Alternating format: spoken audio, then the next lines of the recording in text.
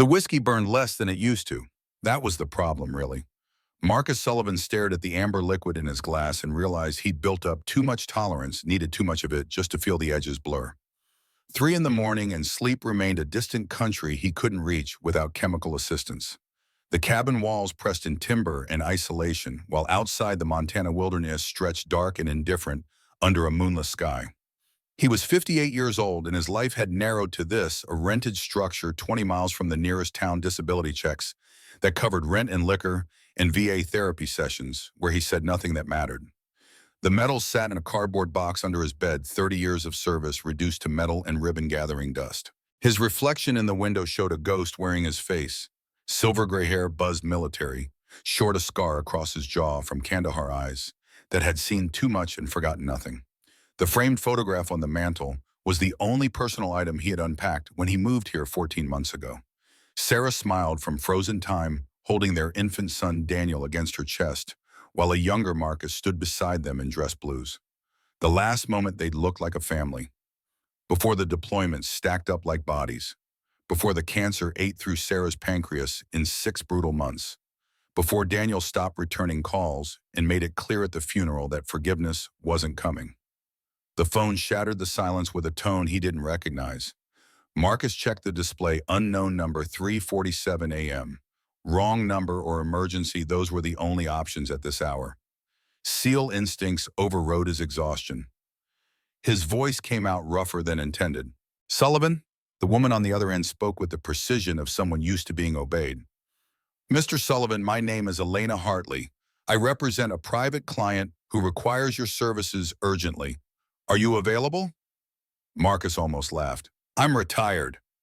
A pause, then her tone shifted to something harder. "I'm aware of your status.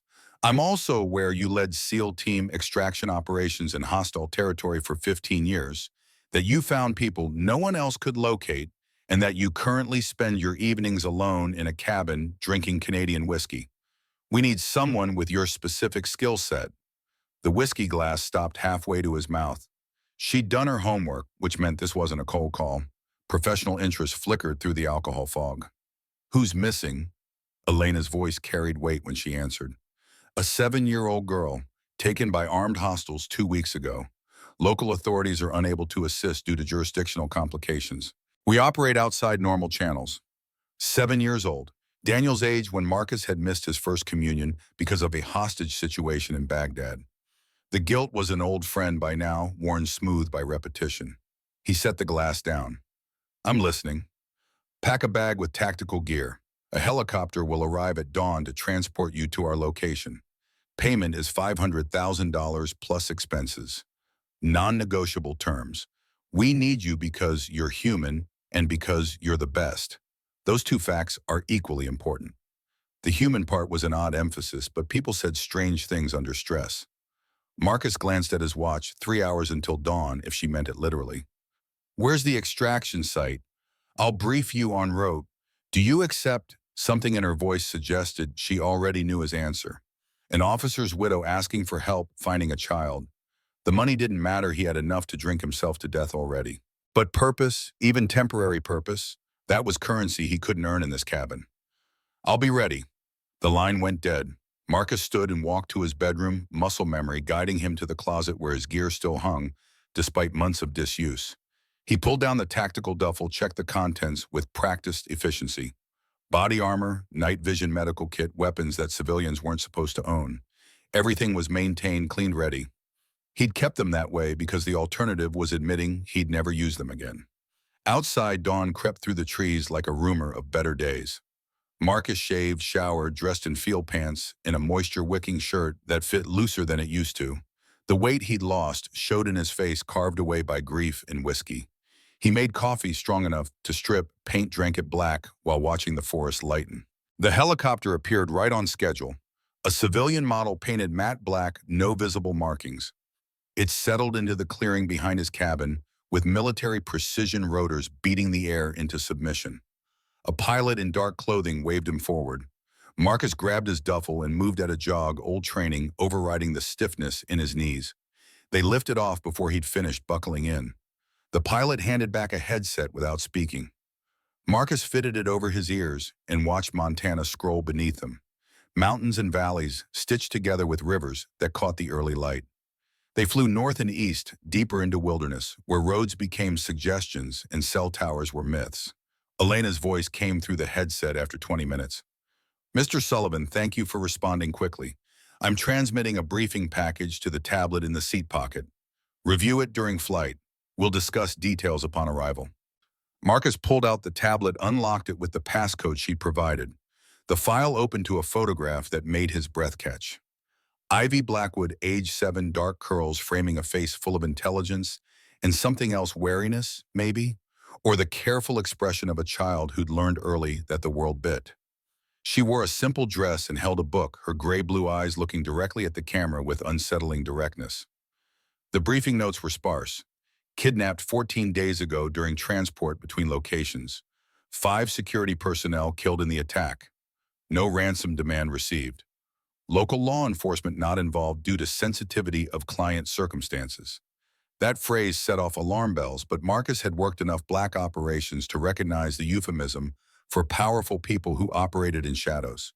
He scrolled through tactical data, convoy attack site coordinates, witness statements from survivors, grainy traffic camera footage showing the ambush. Professional work, well coordinated.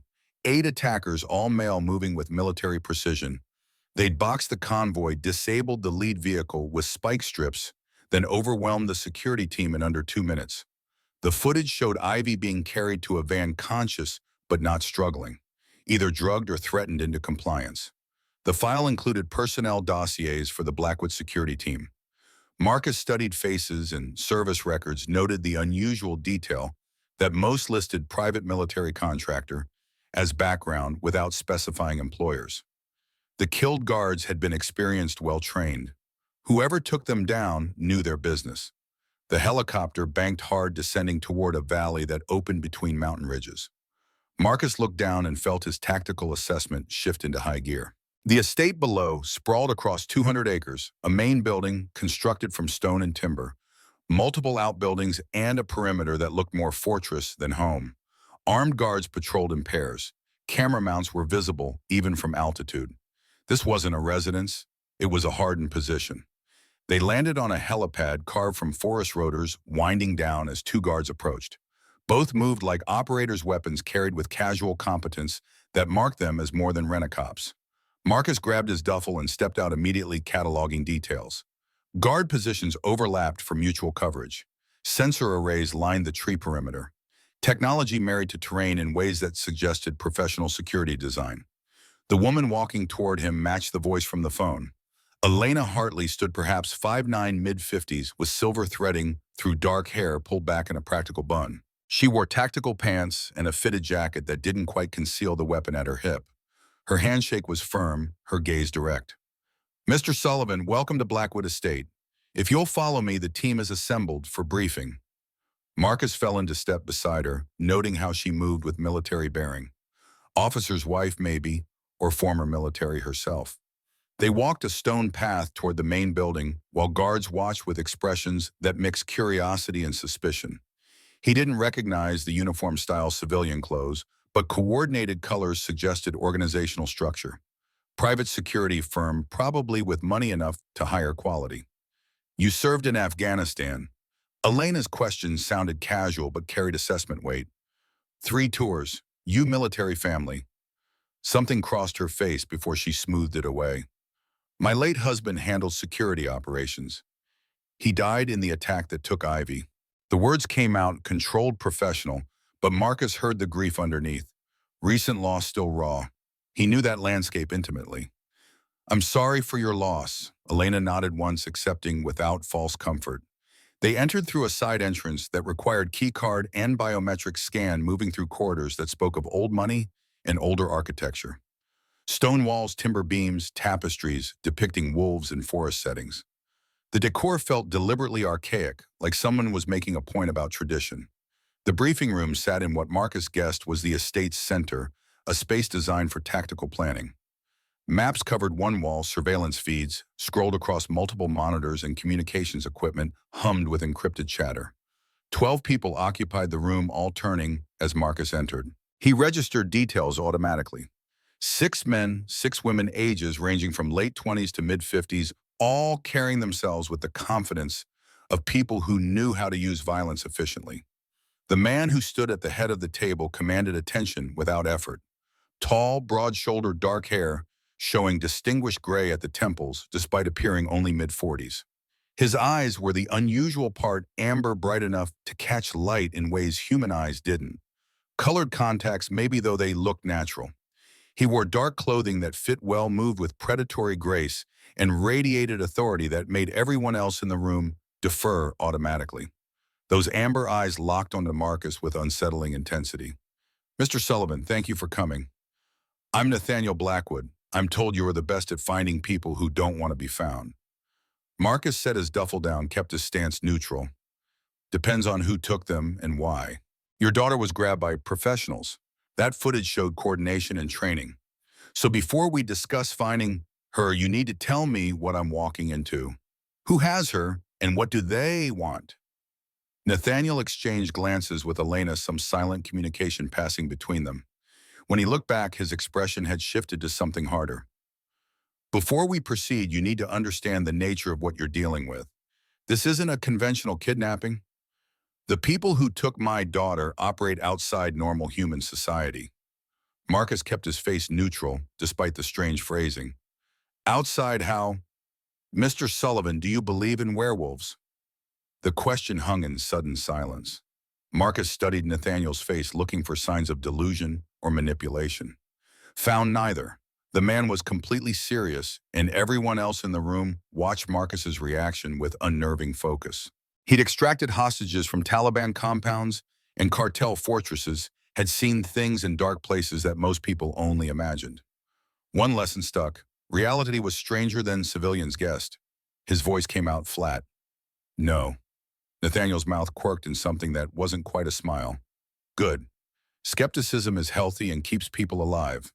But I need you to observe evidence and adjust your worldview accordingly. Can you do that?" Every instinct screamed this was psychological operations or elaborate theater. But Marcus had spent 30 years adapting to operational reality. "Show me." A large man stepped forward from the group, maybe 6'3" and 240, but moving with martial arts fluidity. Beta Garrett, according to the nameplate someone had helpfully provided. He nodded to Marcus with what might have been respect, then began removing his shirt. Underneath, muscle layered in ways that suggested genetics and serious gym time. He kicked off boots, stepped into the room's center where space had been cleared. What happened next violated everything Marcus understood about biological possibility. Garrett's body convulsed, bones shifting with sounds that made Marcus's teeth ache. Skin rippled, sprouted fur in waves of gray and brown. The transformation took perhaps 30 seconds, leaving a wolf the size of a small horse standing where a man had been. Amber eyes, the same shade as Nathaniel's, stared at Marcus with unmistakable intelligence. Marcus's training took over when his mind stalled.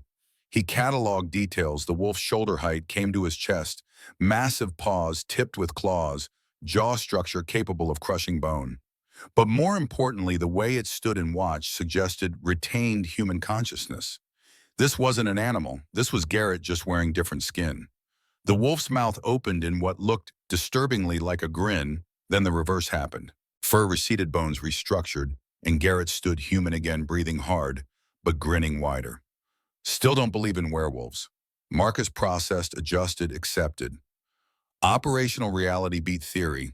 He'd seen it happen, which meant it was possible, which meant he needed to factor it into tactical planning. "That's new." Nathaniel's expression shifted to something like approval. "Most humans panic or deny what they have seen. You adapt quickly. That's why Elena recommended you. Adapting keeps you alive in combat zones." Marcus looked around the room, seeing the others with new understanding. Pack dynamics, territorial behavior. The strange emphasis on human versus other. "Everyone here, most of us, we're werewolves, Mr. Sullivan. We've existed alongside humanity for thousands of years, hidden in plain sight. We have our own society, laws, territories. My daughter Ivy was taken by a rival pack. Their alpha Victor Ashford wants my territory and resources. This is political warfare using my child as leverage. Why not go to law enforcement, even if your werewolf's kidnapping is kidnapping?" Elena spoke up, her tone careful. Because exposure would trigger panic and violence. Humans fear what they don't understand, and we've seen what happens when our existence becomes public knowledge. Witch hunts, slaughter. We maintain secrecy to protect both species. Involving human authorities means revealing ourselves, which means war. Marcus turned back to Nathaniel. So you need someone who operates outside normal channels. Someone human because Victor won't expect it. And someone with extraction experience. Nathaniel nodded. We tried sending our warriors. Victor's pack killed 2 and sent their heads back in a box. He knows how we think, how we fight. We need someone who sees patterns we miss, who approaches problems from angles we can't conceive. You have military strategy we lack. The tactical problem crystallized. Insurgency extraction, basically, but with supernatural elements. Marcus had done similar work in Iraq, just without the shape-shifting. Where is she being held? Shadow Valley, approximately 150 miles north. Mountainous terrain, cave systems, defensible position. Victor has 40-plus pack members, all trained fighters. And you haven't mounted a rescue because... Beta Garrett answered, his voice carrying frustration. Because it would be suicide. Direct assault against a fortified position with superior numbers means casualties we can't afford. We'd need to commit our entire pack, leave our own territory vulnerable. And Victor knows that. He's betting we won't risk it. Marcus walked to the map wall, studied the topographical charts someone had marked up. Shadow Valley sat in terrain that would make conventional military operations nightmarish. High peaks, narrow passes, limited approach roads. Perfect for defense, terrible for assault. But insurgencies had taught him that impossible positions always had weaknesses. You just had to think asymmetrically. Has he made ransom demands? Contact of any kind? Nathaniel's hands clenched. Nothing. 2 weeks of silence. We feared she's... He couldn't finish. Marcus turned back, fixing Nathaniel with the same stare he'd used on countless mission briefs. If he wanted leverage, he'd have made demands. Dead hostages have no value. He's keeping her alive. Question is why and where. Elena leaned forward. We've assumed she's at his main compound, but we have no confirmation. He could have moved her, hidden her anywhere in his territory. Walk me through the last communication. Any disputes, threats, specific language he used. A younger pack member spoke up, maybe late 20s, still carrying the eagerness that combat hadn't beaten out yet. 3 months ago, Victor challenged for Alpha position. It's pack tradition, combat for leadership. Nathaniel won, sent him into exile. Victor swore vengeance, said our bloodline was weak. Marcus filed that detail. Weak how? Nathaniel's voice went cold. He claimed my daughter would be useful for proper breeding, that her bloodline combined with his would produce stronger alphas. He views her as genetic material. The pieces clicked into tactical assessment. Marcus had seen this pattern in Afghanistan, rival warlords taking children not for ransom, but for indoctrination, for building future loyalty through control. Victor wasn't holding Ivy for money or political concessions. He was planning long-term. He's not holding her hostage. He's planning to raise her, indoctrinate her, turn her against you. In 10 years, she's old enough to fight. A weapon from your own bloodline loyal to him. Nathaniel looked like Marcus had punched him. That's strategic, and it means she's alive, relatively unharmed, and at his main base. He wouldn't risk moving her frequently if he's planning long-term control. She's too valuable, which gives us advantages. Elena stepped closer. What kind of advantages? Marcus pulled out a tactical notepad, started sketching. He thinks he has time, thinks you'll negotiate play-by-pack rules. He's not expecting infiltration by someone he can't smell coming. Human scent is different from werewolf, right? Garrett nodded slowly, the understanding dawning. We track each other by scent markers. Werewolves smell like pack.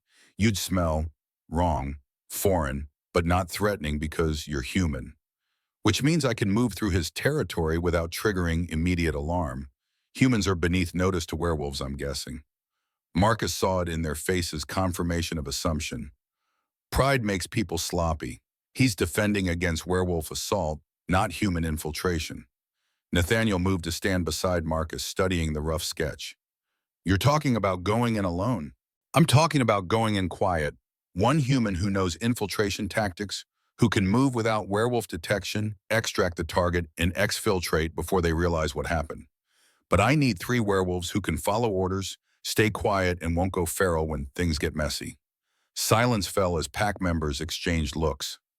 Marcus understood the resistance werewolves taking orders from a human violated their hierarchical instincts. Pride again, the same weakness he planned to exploit in Victor. Elena broke the stalemate. I'll go. Marcus turned to her. You're not military trained. Her eyes hardened. Victor killed my husband and took the child I helped raise. I've earned this operation. I won't be a liability. Something in her tone reminded Marcus of Sarah in her last months fighting the cancer with pure stubbornness. He recognized warrior spirit regardless of training. You follow orders exactly as I give them. No heroics, no improvisation. Clear. Crystal. Garrett stepped forward next. I'm in. For what it's worth, I trust your tactical assessment, even if I don't love taking orders from humans. A younger man joined them, maybe 22, with the hungry eagerness of someone needing to prove themselves. Cole Ashford, I want to help. Marcus filed the surname. Related to Victor. Cole's jaw tightened. He's my father, which means I know his patterns, his territory, his weaknesses. And I want that bastard stopped. The last volunteer surprised him, an older woman, late 40s, with silver-streaked hair and a tracker's watchful eyes. Sarah Mitchell. I've mapped every inch of Shadow Valley over 20 years. If anyone knows the terrain, it's me. Marcus assessed his team. 2 veterans, 1 kid with motivation, and a widow with nothing to lose. Not ideal, but he'd worked with worse.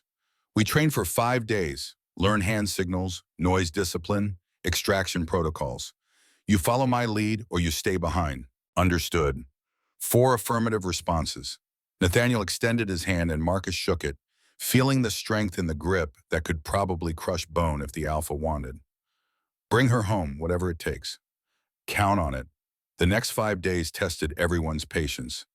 Marcus ran them through drills that werewolf pride struggled to accept, moving silently despite superior strength, using hand signals instead of mental pack bonds, suppressed weapons training for close quarters. The biggest challenge was breaking their reliance on brute force. Werewolves approached problems like hammers, looking for nails. Marcus needed them thinking like scalpels. Day 2 brought confrontation. Garrett grabbed him after a drill where Marcus had criticized sloppy noise discipline. We're warriors. We don't hide and sneak like cowards. Marcus didn't step back despite the size difference and the fact that Garrett could shift and tear him apart. 30 years of dealing with alpha personalities had taught him fear showed weakness. Warriors die. Operators complete missions. Your choice which you want to be. Garrett's eyes flashed amber, a growl building in his chest. The younger wolves tensed, ready for violence. Marcus held position, kept his voice level. You do that again without me ordering it, you're off the team. Elena moved between them before it escalated. Garrett, he's right. This isn't about honor. It's about Ivy. Trust the process. The standoff held for 10 seconds that stretched toward breaking point. Then Garrett's shoulders dropped fractionally, the amber fading from his eyes. Fine. Your way. But if it fails, it won't. Marcus turned away, dismissing the threat. Showing fear now would destroy any authority he'd built. The breakthrough came day 4 during night infiltration drills. Marcus led them through the forest surrounding the estate, evading werewolf sentries who knew they were coming. The wolves relied on sight, scent, and hearing enhanced beyond human capacity. Marcus used terrain masking, wind direction, and patient movement that took 3 hours to cover half a mile. When he reached the objective, a flag planted in a clearing undetected, Garrett was waiting with something like respect in his expression. How did you move past 4 sentries without being detected? Marcus showed him the route, explained each decision point.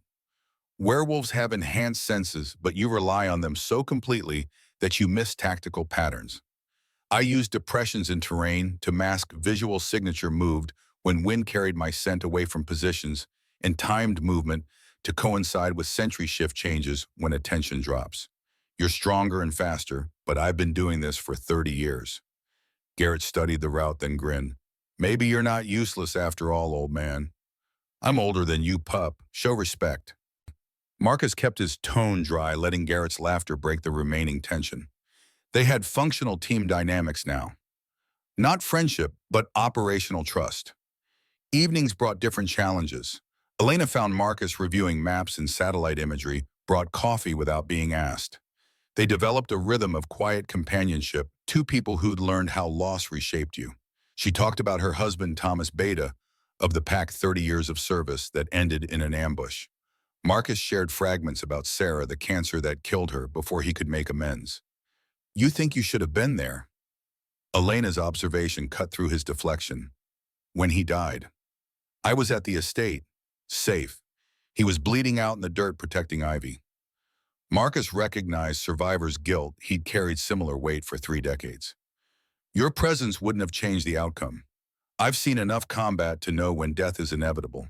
The only thing you could have done differently is die alongside him. Elena's eyes glistened, but no tears fell. Does that help, knowing I couldn't have saved him? No, but it's true anyway. They sat in silence while coffee cooled and maps blurred into potential futures. Marcus broke the quiet first. My wife died 3 years ago. Cancer. I was there for the end, but not for the years before. Always deployed, always chasing the next mission. She used to joke I'd married the Navy before I married her. At least you served something bigger. The bitterness in Marcus's laugh surprised him. I served, and my son grew up without a father. Now he won't return my calls. Some legacy. Elena shifted to face him directly. It's not too late, with your son, I mean. He made it clear at Sarah's funeral that forgiveness isn't in the cards. Men say things when they're hurt. Doesn't mean they don't want reconciliation. She paused, then asked, what did he say? Marcus heard the words again. Daniel's voice breaking with rage and grief beside Sarah's grave. You're a great soldier and a terrible father. Don't pretend you care now that Mom's gone. He'd walked away before Marcus could respond and hadn't answered a call since. Enough to know he meant it. Elena's hand covered his warm and steady. Maybe after this mission you reach out. Maybe he needs you to show up despite the rejection. Warriors understand that advancing under fire, even when it feels impossible. Marcus wanted to argue but couldn't find the words. He changed subject with tactical precision. Tell me about Ivy. What's she like? The shift in Elena's expression was immediate grief transforming into affection. Stubborn, Briff was beyond her years, asks 10,000 questions about everything, loves books about dragons and wolves who become human. She's like her mother was Seraphina. She died 2 years ago, left Nathaniel and Ivy trying to figure out how to be a family without her. How did she die? Elena's face clouded. Car accident on a mountain road. Vehicle went over a cliff during a storm. They recovered her body 3 days later. Something in her tone suggested more to the story, but Marcus didn't push. Everyone had secrets, especially in communities that hid from normal society. So Ivy lost her mother, now she's been taken from her father. That's more trauma than any 7-year-old should carry. Which is why we're bringing her home. Elena squeezed his hand before standing. Try to sleep, Marcus. You'll need rest for tomorrow. Tomorrow, day 7, mission launch. Marcus watched Elena leave, then returned to the maps. Shadow Valley stared back at him, contour lines and satellite imagery hiding the human cost of tactical planning. Somewhere in that terrain, a 7-year-old girl was learning what it meant to be a prisoner. He'd seen what captivity did to children in Afghanistan, how it aged them, taught them that safety was illusion. He wouldn't let that happen to Ivy. The helicopter lifted off at 2,300 hours rotor wash, flattening grass and sending dust spiraling. Marcus sat in tactical silence, gear checked 3 times night vision, mounted weapon, loaded with silver ammunition that apparently worked better on werewolves than conventional rounds. His team occupied the other seats, Elena across from him, Garrett and Sarah to either side, Cole staying behind on Nathaniel's orders despite his protests.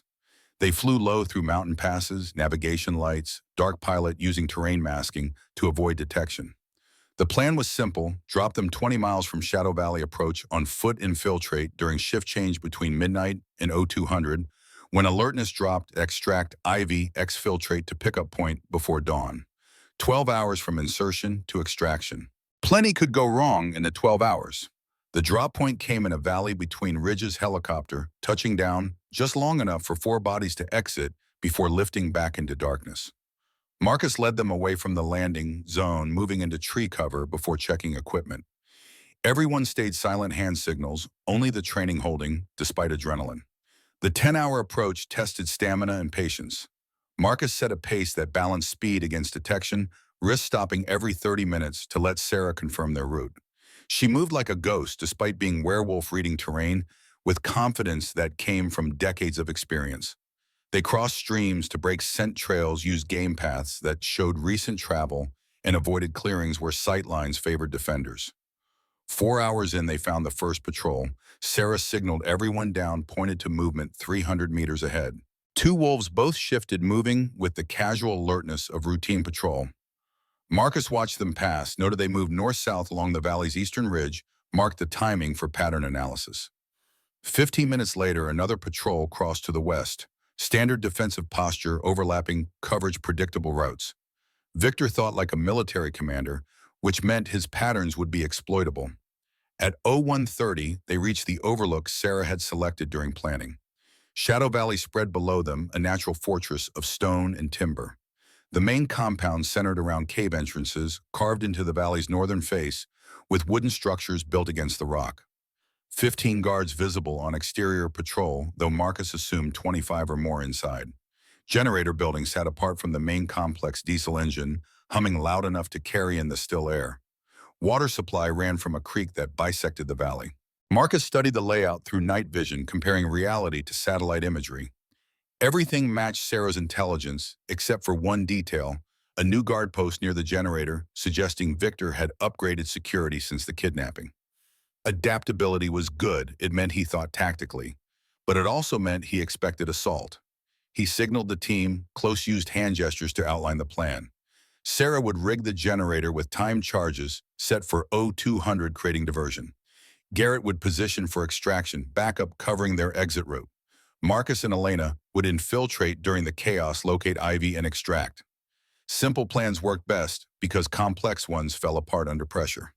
Sarah moved first, slipping down the ridge with the confidence of someone who'd mapped every inch of this terrain. Marcus watched through night vision as she reached the generator building, dispatched the guard with quick efficiency that didn't require shifting, just a knife and knowledge of anatomy.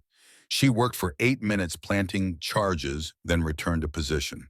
The explosions came precisely at 0203, sequential blasts that turned the generator into scrap metal and plunged the valley into darkness.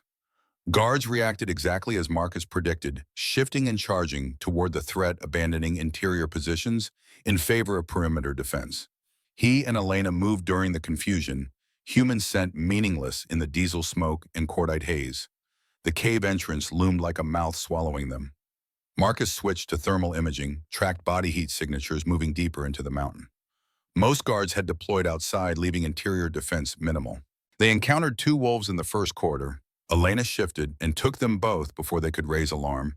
Her combat skills, honed by decades of experience, Marcus hadn't fully appreciated until now. They moved deeper, following sounds that shouldn't exist. A child crying faint and muffled through stone passages. The cave system branched in 3 directions. Elena's enhanced hearing pointed left, and they followed through tunnels that showed evidence of long habitation. Torches lined walls despite the power being out, suggesting Victor maintained backup systems.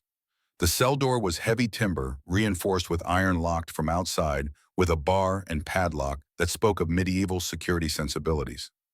Marcus picked the lock using tools he'd carried through a dozen countries, tension wrench and pick, working by feel until the mechanism gave. He lifted the bar, carefully opened the door with controlled movement that made no sound. Ivy huddled in the cell's far corner, dirty and scared, but alive.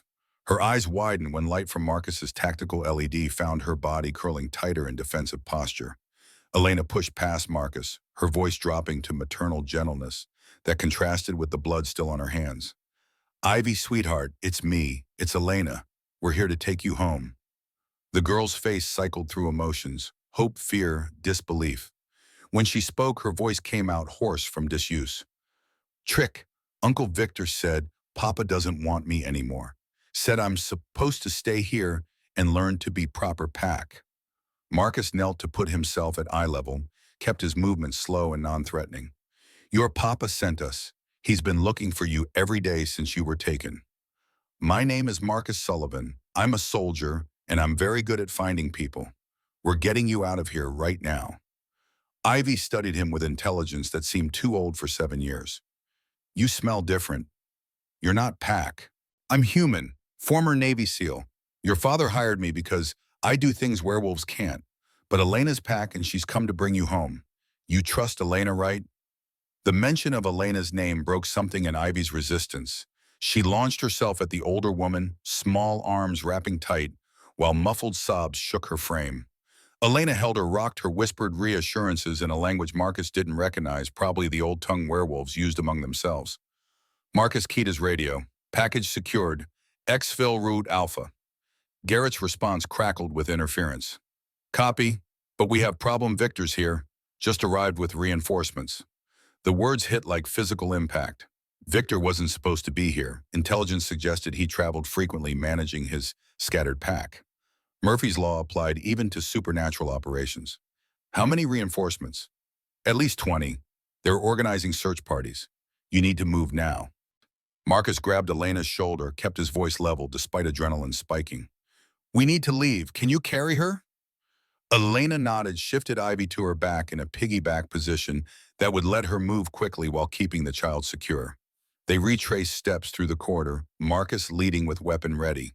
The cave system that had seemed empty now felt like a trap waiting to spring. Sounds echoed from deeper in the mountain, growls, footsteps, the chaos of Victor's forces organizing pursuit.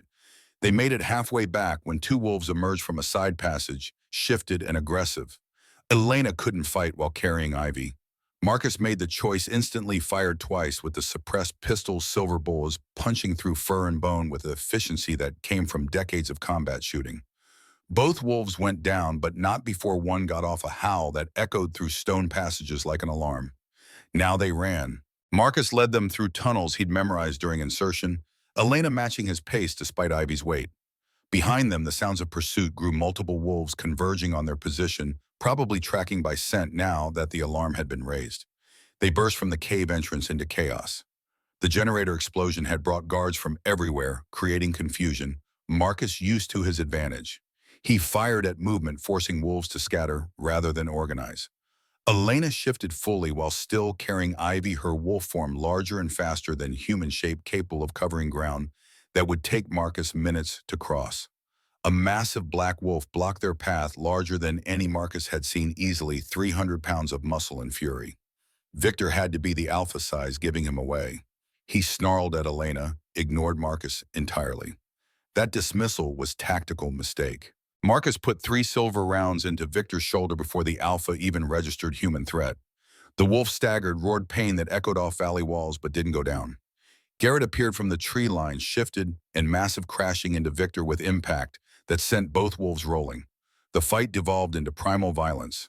Marcus couldn't follow, too fast, too brutal. Two apex predators trying to kill each other, while he and Elena ran for the extraction point. They made it 200 meters before Victor's roar split the night, a sound of alpha command that made every wolf in the valley freeze. Marcus grabbed Elena, pulled her behind cover as dozens of eyes turned their direction. The tactical situation had collapsed. They were outnumbered, outmatched, and running out of options. Then Nathaniel arrived like divine intervention, wearing fur.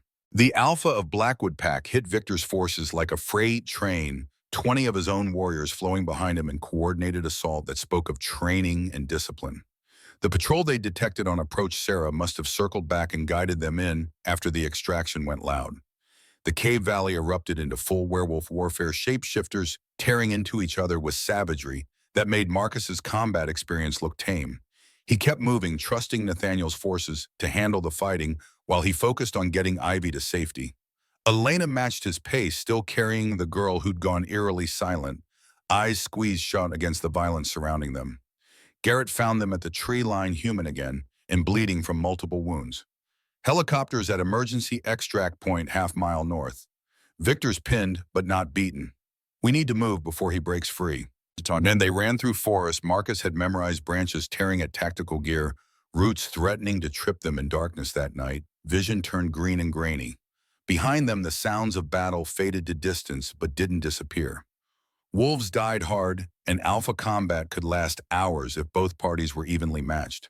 The helicopter sat in a clearing with rotors already spinning, pilot watching the tree line with weapon ready. Marcus lifted Ivy from Elena's back, carried her in his arms while running the final 100 meters.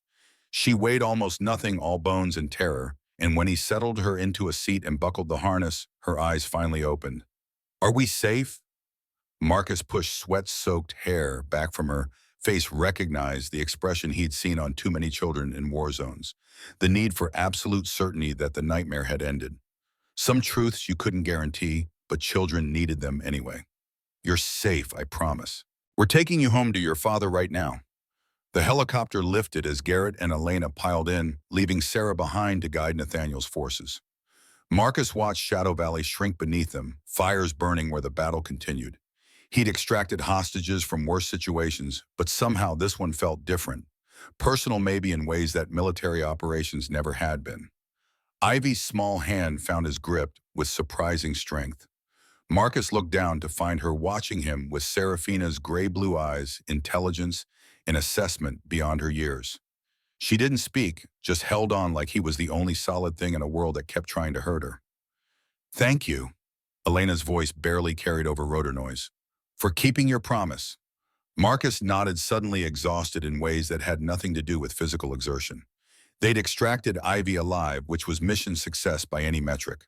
But the look in her eyes suggested trauma that would take years to heal, and he'd seen enough war to know that some wounds never fully closed. The Blackwood estate appeared through dawn-light stone and timber, rising from forest like a sanctuary that had stood against darkness for generations. They landed as the sun broke the mountain ridges, painting everything in gold that felt too pure for the violence they'd left behind. Nathaniel stood waiting on the helipad, still blood-covered from battle, his expression cycling through relief and fear as the helicopter settled. Ivy saw him and screamed not joy, but terror. She buried her face in Marcus's chest, small body shaking with sobs that came from somewhere deep and broken. Nathaniel froze mid-step, his face crumbling, as he realized his daughter was afraid of him. Marcus understood immediately. Ivy had watched Nathaniel kill Victor's wolves, had seen her father's wolf form covered in blood and fury. Children process trauma. Literally, she'd seen a monster wearing her father's shape, and young minds couldn't separate the two. He carried Ivy past Nathaniel, saw the Alpha's hands reaching and falling back, helpless in the face of his daughter's fear. Elena moved to intercept Nathaniel, her voice too low to carry, but her body language clear. "Give them space. Let Marcus handle this. Trust the process." Inside, Marcus found the room that Elena had prepared, Ivy's bedroom, relocated from wherever she'd lived before. Familiar toys, books arranged by size, a window seat overlooking the forest. He set her down gently on the bed, sat beside her without crowding. Years of combat had taught him how to be still, how to project calm when adrenaline screamed otherwise. "You saw your father in wolf form." Ivy nodded, face still hidden against her knees. "And it scared you because he looked like the wolves who hurt you." Another nod, smaller this time. Marcus chose his words carefully, remembering how Daniel had needed truth more than comfort at this age. "Your father's wolf is different from Victor's wolves. I know they look similar, but they're not the same. Your father came to that valley to save you. He fought Victor's pack because they had you. Everything he did to bring you home." He looked scary. Ivy's voice came muffled but clearer now. "He was scary. That's what fathers do when their children are in danger. They become scary to the things trying to hurt you. My father was Navy too, retired before I was born. When I was 7, same age as you, some men tried to rob our house. My father became the scariest thing I'd ever seen. He hurt those men badly to protect me and my mother. I was terrified of him for weeks." Ivy lifted her head slightly. "What happened?" "He kept being my father, kept showing up, kept being gentle with me, kept proving that the scary version only came out when I needed protection. Eventually, I understood that both versions were him, the gentle father, and the fierce protector. Your father is both those things too." She processed this in silence, her small fingers picking at the bedspread. "Will he be mad? I'm scared?" "No, sweetheart. He's sad, but he understands, and he'll wait as long as you need to feel safe again." Elena appeared in the doorway with a tray soup bread juice. She set it down and sat on Ivy's other side, creating a protective bracket that let the child feel surrounded by safety rather than trapped. They stayed there while Ivy ate slowly, while exhaustion finally caught up and her eyes drooped. Marcus stood to leave, give them space, but Ivy's hand shot out and grabbed his wrist. Don't go. Please, I need you to check the locks. He looked at Elena, who nodded understanding. It's a good idea. Let's make sure everything is secure. They walked the room together, Marcus showing Ivy every window, locked the door bolt, the security system panel. He explained each element with tactical precision that seemed to calm her. Understanding security meant understanding control. When they finished the circuit, she climbed into bed willingly. Will you stay until I fall asleep? Marcus settled into the chair beside her bed, recognized the echo of countless nights, when Daniel was small and nightmares were just part of growing up. The nights before deployment ruined everything. I'll stay as long as you need. Will you be here tomorrow? He thought about his contract, about the cabin waiting in the Montana wilderness, about the life he'd planned to return to when this mission ended. Then he looked at Ivy's face, saw the trust building. Despite her fear, understood that some commitments weren't written in contracts. I'll be here tomorrow and the day after, for as long as you need me. Ivy's eyes closed, her breathing evening out into the pattern of exhausted sleep. Elena stood from where she'd been sitting on the bed, moved to stand beside Marcus's chair. Her hand rested on his shoulder, warm and steady. Thank you. She whispered it like a prayer. For all of it. Marcus didn't trust his voice to answer, so he just nodded. They stayed in the quiet room while dawn strengthened outside, watching a 7-year-old girl sleep without nightmares for the first time in 2 weeks. The mission was over. Extraction successful. Primary objective achieved. So why did it feel like something was just beginning? 3 days after the extraction, Marcus sat in the estate's security office reviewing patrol logs when Nathaniel found him. The Alpha looked different in daylight, less otherworldly predator and more exhausted father. Dark circles shadowed his eyes, and the lines around his mouth suggested he'd aged a decade since bringing Ivy home. Nathaniel closed the door behind him with deliberate care. You're planning to leave. Marcus had been inventorying his gear, making preparations for departure. The mission had concluded successfully. His contract obligations were technically fulfilled. Job's done. Ivy's home safe. The Alpha crossed to the window, stared out at the forest where morning mist clung to trees like reluctant ghosts. She wakes up screaming every night, 4 or 5 times. Calls for Elena, calls for you, never calls for me. The pain in those words was raw enough that Marcus felt it echo in his own chest. He'd lived that particular hell, watching your child turn to strangers for comfort because you'd become something they couldn't reconcile with safety. Nathaniel continued without turning. The pack psychologist says she's processing trauma, that seeing me kill Victor's wolves triggered fear response she can't separate from the kidnapping. She knows intellectually I'm her father, but emotionally, he stopped, jaw working. She sees a monster. Marcus stood, moved to lean against the desk where he could see Nathaniel's profile. It'll pass. Children are resilient. She just needs time. How much time? Weeks, months, years. Nathaniel's hands clenched. Every day, I'm losing more of her. Every day she retreats further into herself, and I don't know how to reach her because the thing she needs protection from is me. The silence stretched between them, weighted with shared understanding. Marcus recognized this moment, the point where a father admitted he couldn't fix everything alone, that pride was luxury you couldn't afford when your child was drowning. Nathaniel finally turned to face him directly.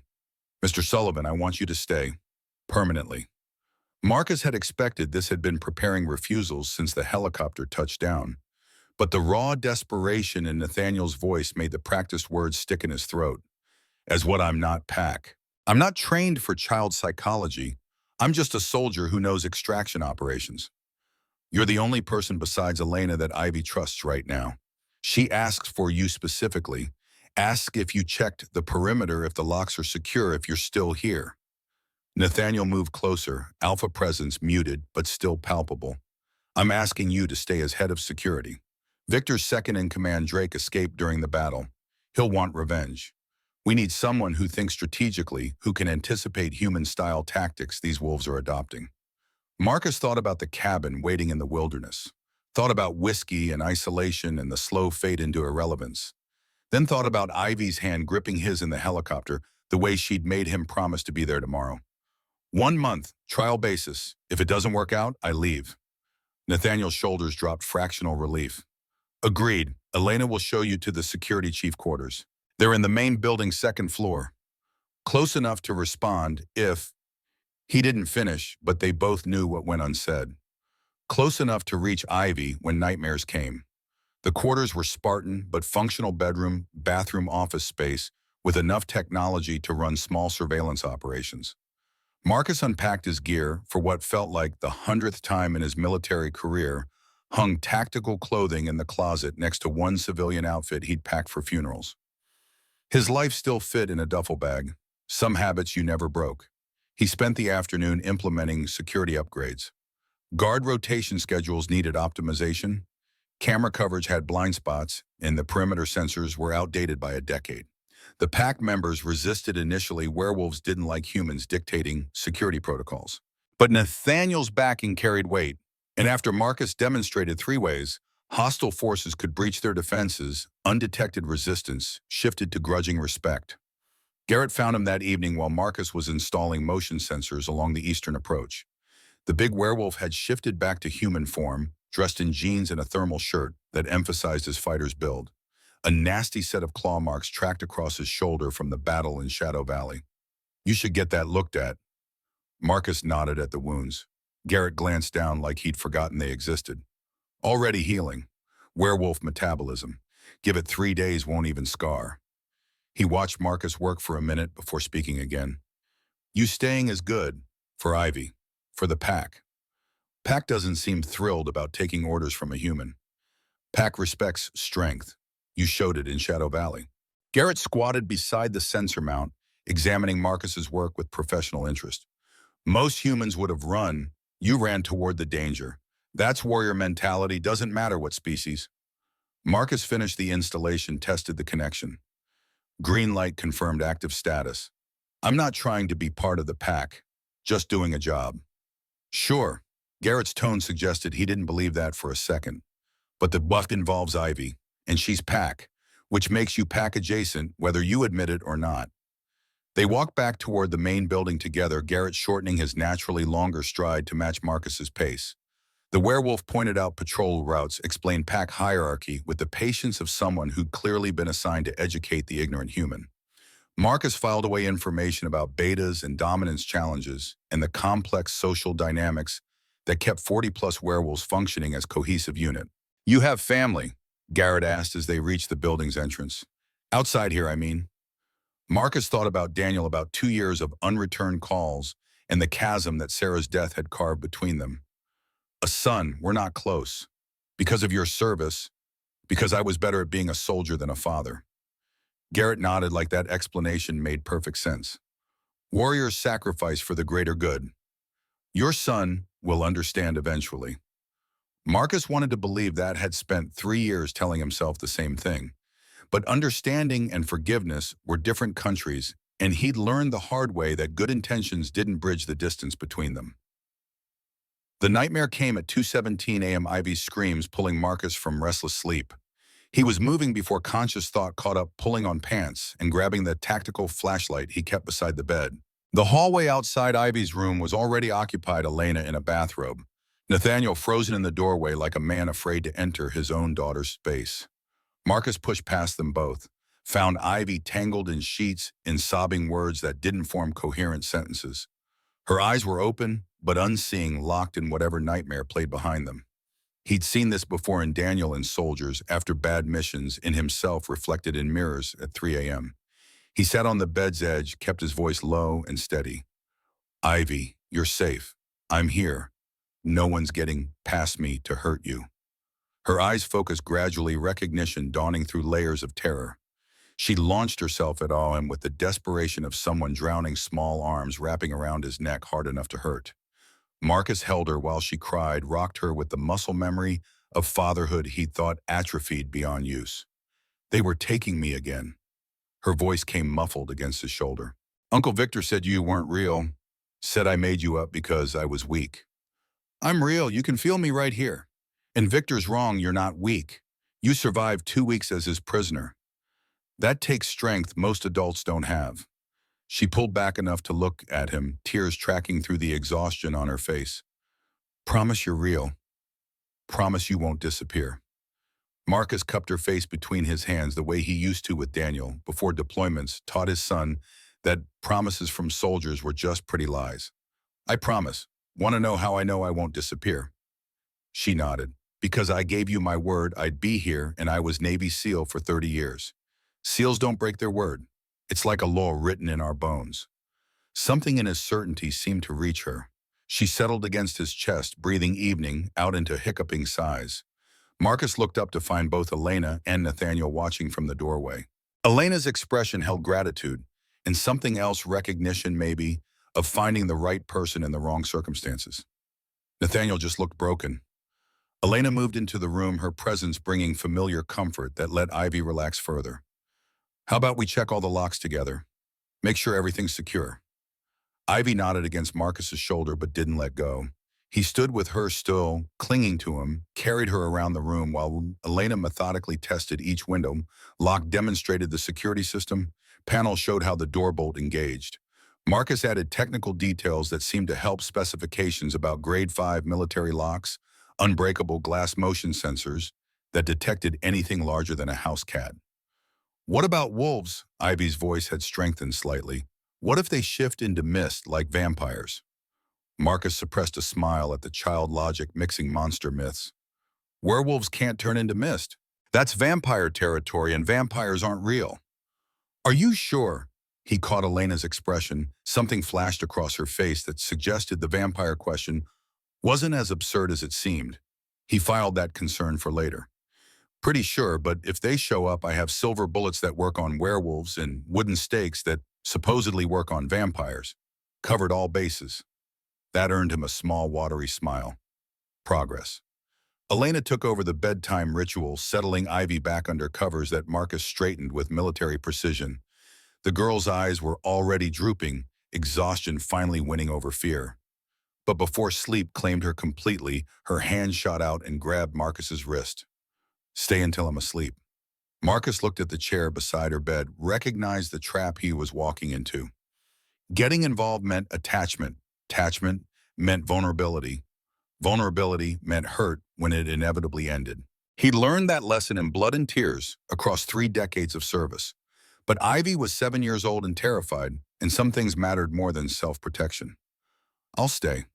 He settled into the chair while Elena dimmed the lights to barely their glow. Nathaniel had disappeared from the doorway, unable to watch the tableau of his daughter finding comfort in strangers. Marcus understood that pain too. The knowledge that you'd failed so completely that your presence caused more harm than good. Ivy's breathing settled into sleep rhythm within 10 minutes. Elena moved to stand beside Marcus's chair, her hand resting on his shoulder with weight that felt like anchor and invitation combined. Thank you, she whispered it like prayer, for being what she needs right now. Marcus didn't trust his voice, just nodded. They stood vigil together while Ivy slept 2 damaged people trying to protect a child from demons that wore familiar faces. Outside, dawn was still hours away, but for the first time since Sarah died, Marcus felt like he was exactly where he needed to be. The routine established itself over the next week. Marcus handled security operations during the day, trained pack members in tactical protocols, upgraded defensive systems. Evenings belonged to Ivy dinner, together homework, helped the nightly lock-checking ritual that became sacred routine. She started talking more, asking questions about his SEAL experiences, demanding stories that he edited heavily for 7-year-old audiences. She drew pictures, constantly processing trauma. Through art, the way her psychologist recommended. The early drawings were dark wolves with red eyes, caves that looked like prisons, small figures hiding in corners. But slowly they evolved. She started drawing Marcus checking locks, Elena reading stories, even Nathaniel standing protectively nearby, though never close enough to touch. The pack adjusted to Marcus's presence with varying degrees of acceptance. Younger wolves like Cole treated him with respect, bordering on hero worship. Older traditionalists tolerated him because Nathaniel demanded it. Most fell somewhere in the middle, acknowledging his competence while maintaining distance that made clear he wasn't one of them. Marcus was reviewing security footage late one afternoon when the guard at the front gate called. "Sir, we have a visitor. Claims to be your son, Daniel Sullivan. Should we send him away?" Marcus's hand froze on the keyboard. "Daniel, here." After 2 years of silence, his son had driven to the Montana wilderness to find him. He forced his voice steady. Let him through. Daniel's rental car pulled up 15 minutes later, expensive sedan, that screamed corporate lawyer income. Marcus watched from the security office window as his son climbed out, 32 years old and wearing success-like armor. Tailored suit, despite the wilderness-setting haircut that cost more than Marcus spent on groceries monthly, the confidence of someone who'd built life without needing anyone's help.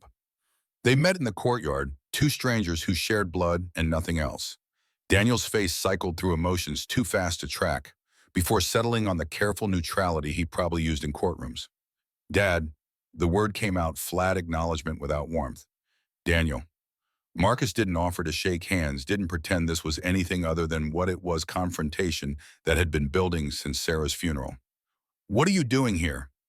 I heard through your VA contact that you were working again, wanted to see if it was true. Daniel's eyes scanned the estate, taking in the guards, the obvious wealth, the strangeness of the whole setup. This is what you couldn't make my high school graduation for playing security guard for rich people, hiding in the woods. The old anger rose reflexively before Marcus forced it down. Getting defensive wouldn't help. I'm working as head of security for a private estate. It's legitimate work. I'm sure it is. Daniel's tone suggested the opposite. So you can take a job protecting strangers' kids, but you couldn't make it to my college graduation, my law school graduation, Mom's last 6 months when she was dying. There it was, the wound that wouldn't heal, the accumulated resentments of a childhood spent watching other kids' fathers show up, while his was always deployed, always training, always somewhere else. Marcus had no defense except the truth, which sounded hollow even to his own ears. I was serving my country. Daniel's laugh was bitter enough to hurt. You were avoiding being a father. Don't dress it up as patriotism. You chose missions over me every single time, and we both know it. Marcus wanted to argue, to list the reasons each deployment mattered. Each training exercise was critical. Each missed event was necessary sacrifice. But standing in the Montana afternoon, facing his son's legitimate anger, the excuses crumbled into ash. You're right. The admission cost him, but it was true. I was a better soldier than father. I chose service over family, and I can't change that now. Daniel stared at him like Marcus had spoken in foreign language. In 32 years, he'd probably never heard his father admit fault. Marines didn't apologize. SEALs didn't show weakness. Sullivan men carried their mistakes like rucksacks and never complained about the weight. You're actually admitting it. I'm too old and too tired to pretend anymore. Marcus gestured toward the building. Come inside. I'll explain what I'm doing here, why I took this job. Maybe it won't matter to you, but I owe you the honesty. Elena intercepted them in the hallway, her presence bringing immediate calm to the tension crackling between father and son. She extended her hand with natural grace that suggested diplomatic training. You must be Daniel. I'm Elena Hartley. Your father has told me about you. Daniel's courtroom polish activated, automatically shaking her hand with professional warmth. That's surprising. Dad doesn't usually talk about family. Perhaps because family conversations were painful. Elena's tone stayed gentle, but her words carried weight. He speaks about you with regret and pride. Both can exist simultaneously. She guided them to a private sitting room, offered coffee that both men accepted as excuse to have something to do with their hands. Marcus tried to figure out where to start, how to explain werewolves and kidnapped children, and finding purpose in protecting someone else's daughter. Before he could speak, Ivy appeared in the doorway. She'd been playing with building blocks in the adjacent room, but the sound of new voices had drawn her curiosity. She looked between Marcus and Daniel with assessing intelligence, then fixed on Daniel with interest. Are you Marcus's family? Daniel's expression cycled through surprise before settling on something softer. I'm his son, Daniel. Ivy crossed the room with the fearless approach of children who hadn't learned wariness yet. I'm Ivy. Marcus is helping keep me safe. He checks all the locks every night and tells me stories about being a soldier. He's really good at protecting people. She said it with absolute certainty, the kind of trust that children offered freely and adults guarded jealously. Daniel looked at Marcus with new confusion, seeing his father through this strange child's eyes and not recognizing the man she described. I'm sure he is. Daniel's voice had gentle talking to Ivy. You like having him around. I love having him around. Ivy climbed onto the couch beside Marcus, leaned against his arm with casual affection. He makes me feel safe. Even when I have bad dreams, I know Marcus won't let anything hurt me. The words landed like artillery fire in the careful space between father and son.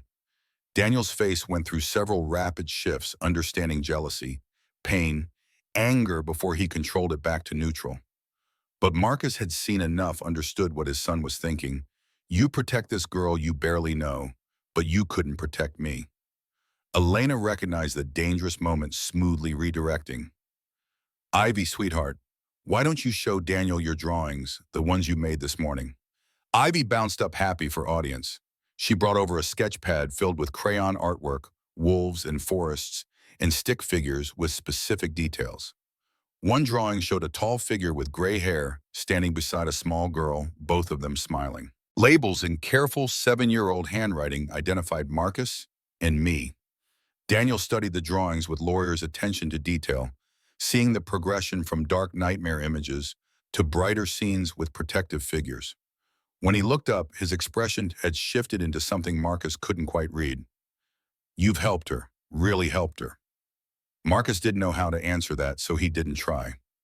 Ivy filled the silence by launching into explanation of each drawing, her voice animated with the resilience of children who bounce back faster than adults. She talked about the cave rescue edited into child-friendly adventure story, talked about Marcus teaching her to identify different tree types during their walks, talked about feeling safe for the first time since the monsters took her. Daniel listened with the focus he probably used in client meetings, asking gentle questions that drew Ivy out further. Marcus watched his son interact with the child and saw echoes of the boy who'd once loved animals and wanted to be a veterinarian before law school changed his trajectory. Some essential kindness still existed under the corporate armor. Elena eventually extracted Ivy for dinner preparation, leaving father and son alone in awkward silence. Daniel broke it first, his voice carrying less anger than before but no more warmth. So you're playing grandfather to someone else's kid. That's what you couldn't make time for with me. Marcus forced himself to face the accusation honestly. I'm trying to give her what I failed to give you. Consistency, presence, the feeling that someone will show up when they promise to. Noble. Daniel's sarcasm was weapon sharp. But it doesn't change the past. Doesn't make up for the birthdays you missed, the baseball games you skipped, the nights mom sat alone wondering if you were dead in some desert. No, it doesn't. Marcus met his son's eyes directly. Nothing I do now changes that I failed you both. But I can't go back and fix it. I can only try to be different going forward. Different for her, not for me. The hurt underneath the anger was clear enough that Marcus felt it resonate in his own chest. I would be different for you too if you gave me the chance. But you stopped taking my calls, blocked my emails, made it clear at your mother's funeral that you were done with me. Daniel stood paced to the window, stared out at the Montana wilderness that must seem alien to someone who'd built life in Seattle's corporate towers. You said at Mom's grave that you were sorry, that you'd wished you'd been better. Then you went right back to your cabin and your isolation and your drinking. No change, just empty words. Marcus absorbed that truth because it was accurate. He'd meant the apology at Sarah's funeral had felt it down to his bones. But he'd had no idea how to translate regret into action, how to rebuild bridges he'd burned systematically over 3 decades. You're right again. Marcus's voice came out rougher than intended. I didn't know how to be different. Didn't know how to reach you when everything I'd done pushed you away. So I gave up and went back to the only thing I knew how to do, be alone. And now, Daniel turned from the window, his expression guarded but listening. Now I'm trying. With Ivy, yes, but maybe if you're willing, I could try with you too. Not fix everything I know I can't, but maybe just show up, answer calls, actually be present instead of just physically existing in the same space. Daniel studied him for a long moment, lawyer's mind probably analyzing sincerity and weighing odds of disappointment. I'm seeing someone. Her name is Sophia. We've been together 2 years. She wants to meet you. Marcus absorbed the information. 2 years his son had been in serious relationship, and he'd known nothing about it. More time lost, more moments he'd never recover. I'd like to meet her, if you're willing to introduce us. Maybe, Daniel's voice carried less hostility, though wariness remained. But you have to actually show up, Dad. Can't just promise and then disappear when something more important comes up. I'm done with that pattern. I understand. I'm staying here for the foreseeable future, working for Nathaniel Blackwood as head of security. But I have phone email can take time for visits. If you want to try, I'll be here. Daniel nodded slowly, some internal calculation reaching conclusion. I'll think about it. But Dad, he paused at the doorway. Don't hurt that kid the way you hurt me. She trusts you. Don't make her regret it. Then he was gone, rental car pulling away while Marcus stood in the sitting room, feeling like he'd been through combat without the satisfaction of enemy casualties. Elena found him there 20 minutes later, still processing the confrontation that had ended without resolution, but also without complete destruction. How are you holding up? She handed him whiskey without being asked, settled beside him with her own glass. Marcus drank, let the burn ground him. He hates me, and he's right to. He's hurt. That's different from hate. Elena's voice carried the wisdom of someone who'd navigated loss and come out the other side. Hate is clean, simple, finished. Hurt means he still cares enough for you to wound him. That's something to work with. I don't know how to work with it. I'm good at tactics and violence and following orders. Terrible at emotional repair work. Elena's hand covered his warm and steady. Then learn. You're adaptable. You adjusted to werewolves existing in less than a day. You can adjust to being the father your son needs now instead of the one he needed when he was 7. Marcus wanted to believe that, wanted to think change was possible this late in life. But 30 years of failure suggested otherwise. He'd broken the relationship with Daniel through accumulated absences. Each deployment another crack in the foundation. How did you rebuild from rubble? After this is over, after Ivy doesn't need me anymore, maybe I reach out, try to do better. Elena squeezed his hand. Why wait? Life doesn't pause for convenient timing. Call him tomorrow, send email, start somewhere small. Before Marcus could respond, Garrett burst through the door, his expression grim. We have situation. Drake's been spotted at the northern border with reinforcements. He's building coalition to attack. The tactical part of Marcus's brain activated, immediately shelving personal concerns in favor of threat assessment. How many? At least 60 wolves. 6 different packs have joined him. They're claiming Nathaniel's alliance with humans has weakened the Silverwood pack, that were no longer worthy to hold this territory. Nathaniel appeared behind Garrett, his alpha presence filling the room. They're using your presence here as justification for assault, saying I've violated sacred pack law by giving human command authority. Marcus stood moving to the map wall where topographical charts showed their territory and surrounding lands. How long before they attack? Best intelligence suggests 3 days. They're coordinating forces, planning strategy. Drake learned from Victor's failure he won't rush in. He'll plan it carefully. Then we have 3 days to make this estate into fortress they can't crack. Marcus studied the map's mind, already calculating fields of fire choke points, defensive positions. We turn their strength against them, make them commit to frontal assault where we control terrain. Nathaniel moved to stand beside him. You sound confident for someone outnumbered 2 to 1. Numbers matter less than tactics in defensive operations. Thermopylae Rourke's Drift Bastonia history is full of smaller forces holding against larger ones through strategic positioning and discipline. Marcus tapped the map. We fortify here, here, and here, create overlapping kill zones. They'll have to come through narrow approaches where their numbers become liability instead of advantage. Garrett grinned, the expression all wolf despite his human face. I like how he thinks. The next 3 days blurred into continuous preparation. Marcus ran the pack through defensive drills, installed automated defenses that would slow attackers, created fallback positions with overlapping coverage. The werewolves resisted some tactics. Initially, pack instinct favored direct confrontation over calculated defense. But Nathaniel's backing, combined with Marcus's demonstrated competence in Shadow Valley, earned compliance. Elena worked beside him through the long hours, coordinating evacuation plans for non-combatants, ensuring medical supplies were stocked, managing the 100 logistical details that kept defensive operations running. They fell into rhythm that felt natural, 2 people who'd learned to function under pressure by necessity. Late the second night, Marcus found her on the balcony overlooking the estate grounds. She stood wrapped in a jacket against the November cold, watching guards patrol perimeters he'd redesigned. He joined her in silence, their shoulders touching with companionable ease. Thomas would have liked you. Elena's voice carried soft reflection. My husband. He respected competence and honor. You have both. I'm sorry I never met him. He died protecting Ivy. Fought off 4 wolves before they overwhelmed him. His last act was throwing her into the car and screaming at the driver to run. Elena's voice stayed steady, but her hands trembled. I've tried to honor his sacrifice by keeping her safe, but I failed when Drake took her. Marcus turned to face her directly. You didn't fail. You were at the estate doing your job. Thomas made his choice as warrior. That's not your fault. Logically, I know that. Emotionally, she trailed off, stared at the forest. I keep thinking I should have been there. Should have died beside him instead of being safe behind walls. Survivor's guilt is luxury soldiers can't afford. Marcus kept his voice gentle but firm. You survived.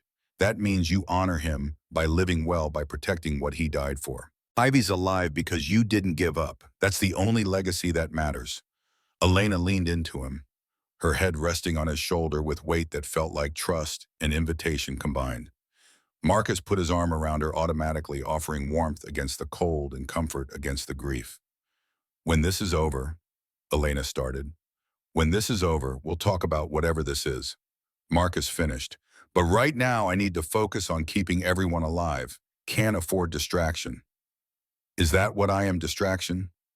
He pulled back enough to look at her face, saw the vulnerability she usually hid behind competence.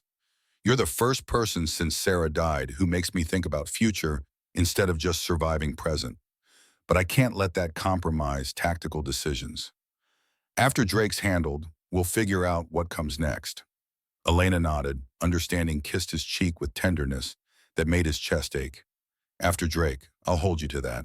The attack came at midnight on the 3rd day, exactly when Marcus predicted based on werewolf preference for darkness and full moon advantage. Perimeter alarms triggered first, followed by explosions at the southern wall that signaled Drake had learned human tactics. 60 wolves poured through the breach, organized into coordinated assault groups that showed planning Marcus hadn't expected. He coordinated defense from the command center, radio traffic flowing through him like blood. Garrett commanded the south wall response. Sarah took the east approach. Younger wolves held the interior positions. Automated defenses activated silver lace flashbangs that disrupted werewolf senses, sonic deterrents that caused pain without permanent damage. The attackers slowed but didn't stop. North wall breached. The call came through frantic. They brought explosives, took down the reinforced section. We're falling back. Marcus redirected forces, triggered Protocol Delta that collapsed defenses to secondary positions. They'd practiced this scenario, giving ground strategically to draw attackers into killing zones, where crossfire eliminated their numerical advantage. Nathaniel fought on the front lines in alpha form, massive and terrible, rallying his pack through presence alone. Marcus watched through surveillance feeds, saw the king doing what kings did, leading from the front, sharing the danger he asked others to face. It was good leadership, even if tactically risky. The fighting reached the inner compound faster than projected. Drake had learned from Shadow Valley, had studied how Marcus defended. He'd brought force multipliers, explosives, coordinated attacks, even some kind of incendiary rounds that burned despite werewolf healing. Professional mercenary work suggesting Drake had hired outside expertise. Marcus grabbed his rifle, moved from command center to active defense. Strategic overview mattered, but sometimes leaders needed to be visible, needed to show they'd fight alongside the troops they commanded. He reached the safe room corridor just as explosions damaged the reinforced door, protecting non-combatants. 3 wolves broke through, shifted in savage heading for the civilians sheltering inside. Marcus recognized the tactical target, hit the non-combatants, forced defenders to choose between holding positions and protecting their families. Classic insurgent strategy. He fired twice silver bullets, dropping 2 wolves before they registered human threat. The third turned on him, massive and faster than human reflexes could track. Marcus barely dodged. The first swipe took the second across his shoulder, felt claws tear through tactical vest and into flesh below. Pain was white-hot clarity. The wolf pinned him against the wall, jaws going for his throat. Marcus got his forearm up, in time took the bite there instead of on vulnerable neck. Teeth ground against bone, blood flowing hot and wrong. He had seconds before shock or blood loss killed him. His free hand found the silver knife strapped to his thigh. He drove it into the wolf's eye socket, punched through into brain. The beast collapsed, dead weight pinning him to floor covered in mixed blood. Elena found him 30 seconds later, shifted back to human form and covered in gore that wasn't all hers. She dragged the dead wolf off him, assessed his injuries with the practiced eye of someone who'd done field medicine. Her face went pale when she saw the damage. Marcus, oh God, your arm. He looked down, saw bones showing through torn flesh, saw blood flowing too fast. The bite had severed the brachial artery. Medical training told him he had maybe 2 minutes before blood loss caused unconsciousness, 5 before it killed him. Not enough time to get to medical bay. Tourniquet, now. His voice sounded distant, shock setting in despite adrenaline. Elena used her belt, tied it above the wound with efficiency that bought him minutes. But his vision was already tunneling, consciousness slipping like water through fingers. From somewhere distant, he heard Ivy screaming his name, heard Elena shouting for medical help, heard the battle continuing around him like storm that no longer touched his body. His last thought before darkness claimed him was disappointment. He had promised Ivy he'd be there tomorrow, and he was about to break that promise the same way he'd broken so many to Daniel. Some patterns apparently you couldn't escape, no matter how hard you tried. Marcus woke to sterile white ceiling and the smell of antiseptic that triggered combat memories before conscious thought identified hospital. His left arm was a symphony of pain, despite whatever drugs they'd pumped into him. He tried to move discovered restraints holding him to the bed, panicked for 3 seconds before Elena's face appeared in his vision. Easy. You're safe. The restraints are because you kept trying to get up while unconscious. Her voice carried exhaustion that matched the dark circles under her eyes. You've been out for 3 days. 3 days. The battle came back in fragments. Drake's attacked the breached safe room, silver knife in Wolf's eye socket. His own blood spreading across floor in patterns that meant arterial damage. The fuzzy edges of dying. Ivy, his voice came out like gravel. Safe. Scared out of her mind but physically unharmed. She's been sitting vigil outside your door for 72 hours. Nathaniel finally convinced her to sleep 2 hours ago. Elena's hand found his right one, squeezed with gentle pressure. You saved her life. The wolves that breached the safe room were heading straight for her. Marcus processed through the drug fog. Drake, dead. Nathaniel killed him personally after we got you to medical. The coalition broke when their leader fell. We took casualties, 8 dead, 20 wounded, but we held. Your defensive strategy worked. 8 dead. Marcus filed that number with all the others he'd collected over 30 years. 8 people who'd followed his tactical plan and paid the cost. The weight was familiar, but it never got lighter.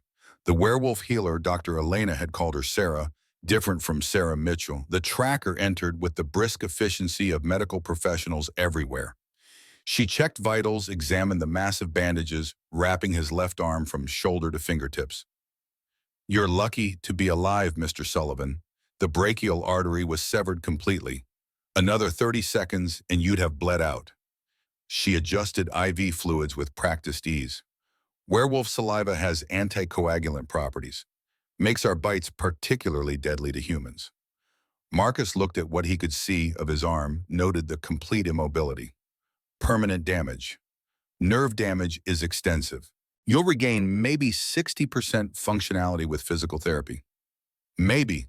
Your days of field operations are finished. She said it with clinical detachment that actually helped. Pity would have been worse. How long until I'm mobile? You shouldn't be thinking about how long, Marcus pushed, despite knowing he sounded like a difficult patient. But lying in hospital beds while threats existed went against 3 decades of training. Dr. Sarah sighed. 2 weeks minimum before you can walk without assistance. 6 weeks before you can perform normal daily activities. 6 months before we know the full extent of permanent disability. She fixed him with a stare that probably worked on stubborn alphas. And that's if you follow orders, rest, and don't try to be hero. After she left, Elena helped him sit up enough to drink water, the simple act exhausting in ways combat never had been. There's something else you need to know.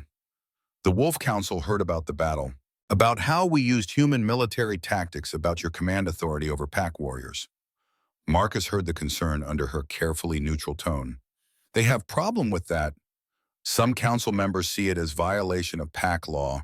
Humans commanding werewolves killing pack members, even in self-defense integrating into pack structure, it's unprecedented. They're sending representatives to investigate. Investigate what we were defending against assault. Whether your presence here violates supernatural law. Whether Nathaniel's alliance with you undermines pack integrity. Elena's jaw tightened. They could demand you be exiled. Or executed. The absurdity would have made Marcus laugh if his ribs didn't hurt.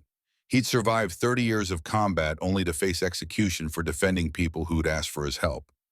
When Quiam, they arrive in 2 weeks. There'll be formal hearing. Nathaniel's fighting it, but the council has authority over all packs. Even AlphaKings answer to them. Marcus absorbed this new tactical reality. Political warfare now not kinetic. Different battlefield, but same principles. Understand the terrain. Identify pressure points. Exploit weaknesses. Who's coming? Councilwoman from Germany, representative from the Russian pack, and Elena hesitated. The enforcer, Konstantin Volkov. That name means something. He's the council's executioner. 300 years old, fought in more wars than history books remember. When the council sentences someone to death, Konstantin carries it out. He's never failed to complete an assignment. Marcus filed that information with everything else he'd learned about werewolf society. So we have 2 weeks to prepare defense. I'll need to review pack law precedents, understand the political dynamics. You need to recover. Elena's voice went firm. Let Nathaniel and the council worry about politics. Your job is healing. But healing felt like surrender when threats circled. Marcus had spent his adult life solving problems through action. Lying in bed while others handled danger went against every instinct. He must have shown that in his expression because Elena's face softened into something between exasperation and affection. Stubborn man, you nearly died saving my charge. Let someone else handle the fight this time. Before Marcus could argue, the door opened, and Ivy appeared, small face enormous with hope and fear. She stopped when she saw him, awake, burst into tears, then launched herself toward the bed before Elena could stop her. Marcus caught her with his good arm, ignored the pain that movement triggered, held her while she sobbed into his chest. You promised you wouldn't leave. You promised you'd be here.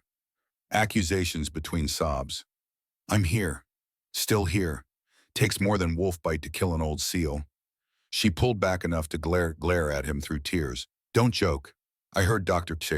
Sarah say you almost died, that your heart stopped twice. Marcus hadn't known that detail, filed it with other close calls that littered his career. But I didn't die, I'm right here. Because Elena saved you, she gave you her blood. Ivy said it like confession. Marcus looked at Elena sharply. Werewolf blood is toxic to humans. Elena's expression confirmed the truth. In large quantities, yes, but small amounts can accelerate healing help with blood loss. It was calculated risk.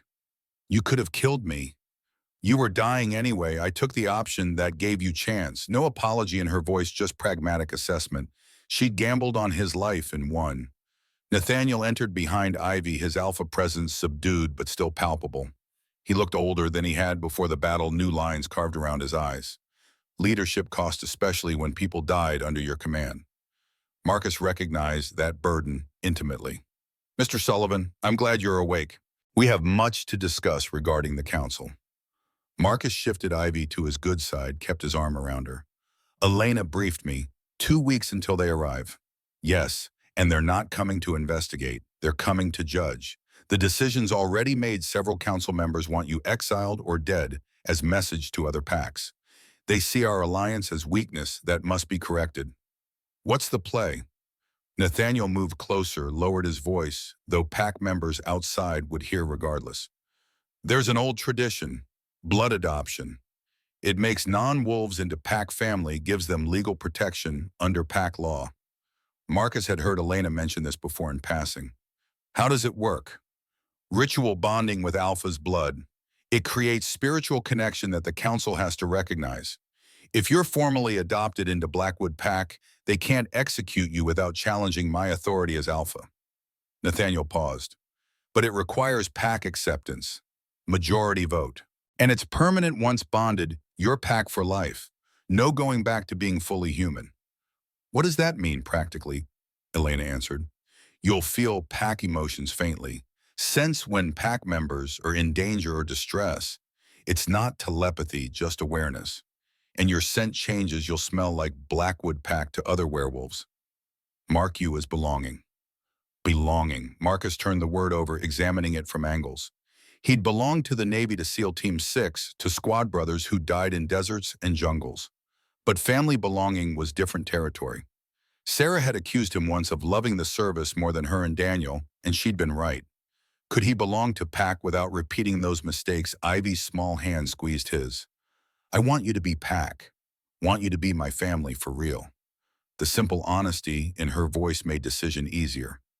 Marcus looked at Nathaniel. What do I need to do? The vote happened 3 days later in the Pack's main hall, Marcus attending despite doctor's orders against moving. Elena had rigged a sling that immobilized his left arm, pumped him full of painkillers, and threatened violence if he stressed the healing tissue. He sat in a wheelchair, humiliating but necessary, while 45 Pack members assembled. Nathaniel stood before them in formal attire that emphasized his role as AlphaKing. We gather under full moon to consider blood adoption. Marcus Sullivan, he has fought beside us, bled for us, saved our children. I propose formal adoption into Blackwood Pack with all rights and protections that entails. The older councilman who'd opposed Marcus before stood immediately. This is unprecedented. He's human. He killed Pack members, yes, in defense, but he killed our kind. What message does adoption send? Garrett rose from the crowd, his voice carrying battlefield authority. It sends message that we value loyalty over species, that we judge by actions, not by blood. Marcus fought when he could have run, stayed when he could have left, nearly died protecting our young. If that's not Pack behavior, what is? Cole, younger and still eager, added his support. My father was Drake. I grew up in his shadow, learned his hatred of humans. Marcus showed me different way that humans and wolves can work together. I vote for adoption. Sarah Mitchell spoke next, her tracker's calm lending weight. I've walked territory with him, watched him adapt to our world, respect our ways, while keeping his own honor. He's earned place among us. The debate continued, voices mixing support and opposition in political dance Marcus recognized from military command structures. Some feared the council's reaction. Others worried about precedent. Most acknowledged his competence, but questioned whether that justified breaking tradition. Ivy stood without prompting, her 7-year-old voice cutting through adult conversation. Marcus is my family already. He keeps me safe, tells me stories, checks the locks every night. He promised to stay, and he kept his promise even when it hurt. That's what Pack does. That's what family means. The hall went silent. Children didn't speak in Pack Council, but Ivy was alpha heir. Her words carried weight beyond her years. Nathaniel let the silence stretch, let her testimony land before calling the vote. All in favor of Marcus Sullivan's adoption into Blackwood Pack. Hands rose across the hall. Marcus counted automatically 38 out of 45, more than required majority. The 7 opposition were older traditionalists who'd probably never accept human integration. But 38 was enough. Nathaniel's expression showed relief and satisfaction. Motion carries. We performed the ritual at moonrise. The adoption ceremony happened in the clearing where Pack gathered for transformations and celebrations. Someone had built a fire that cast dancing shadows across assembled faces. Marcus stood refusing the wheelchair now, despite pain, while Nathaniel performed rites that mixed English and the old tongue werewolves used for sacred moments. The Alpha cut his palm with silver blade blood, welling dark in firelight. Extended the knife to Marcus. You must do the same. Mingle your blood with mine, accept bond that makes us kin. Marcus took the knife, made the cut without hesitation. Pain was familiar, friend blood, just tactical reality. He clasped Nathaniel's hand, felt their blood mix hot and strange between their palms. The Alpha spoke words Marcus didn't understand, ancient language that resonated in bones deeper than conscious thought. Then something shifted. Not physical exactly, more like frequency changing in his head. He became aware of presences around him. Not thoughts, but emotional echoes. Could sense Ivy's excitement, Elena's cautious hope, Garrett's approval, the general Pack bond that hummed beneath everything like electrical current. Nathaniel released his hand, turned to address the pack. Witness this adoption. Marcus Sullivan is now Blackwood Pack. My brother in all but blood origin. Any who challenge him, challenge me. The pack howled, voices rising in harmony that shouldn't have been possible with human throats. Marcus felt the sound resonate in his chest, that new awareness, letting him perceive the pack bond thrumming through the chorus. He was part of something larger now, connected in ways he'd never experienced even in the military. Elena appeared beside him as the ceremony concluded, her smile warm in the firelight. How do you feel? Strange, like I can sense everyone around me. Marcus flexed his injured hand, felt the spiritual connection layered over physical sensation. Is it always this intense? You'll adjust. It becomes background awareness after a few days.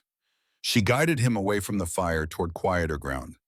The council arrives in 10 days. This adoption buys you legal protection, but Constantine will still test you. Test how?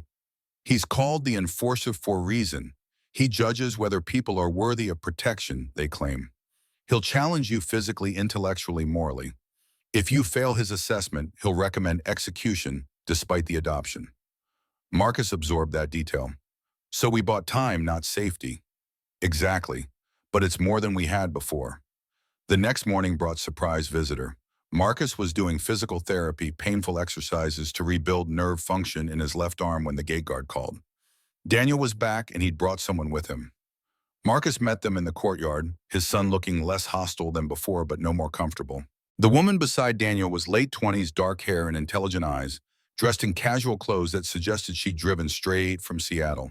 She extended her hand with journalist's confidence.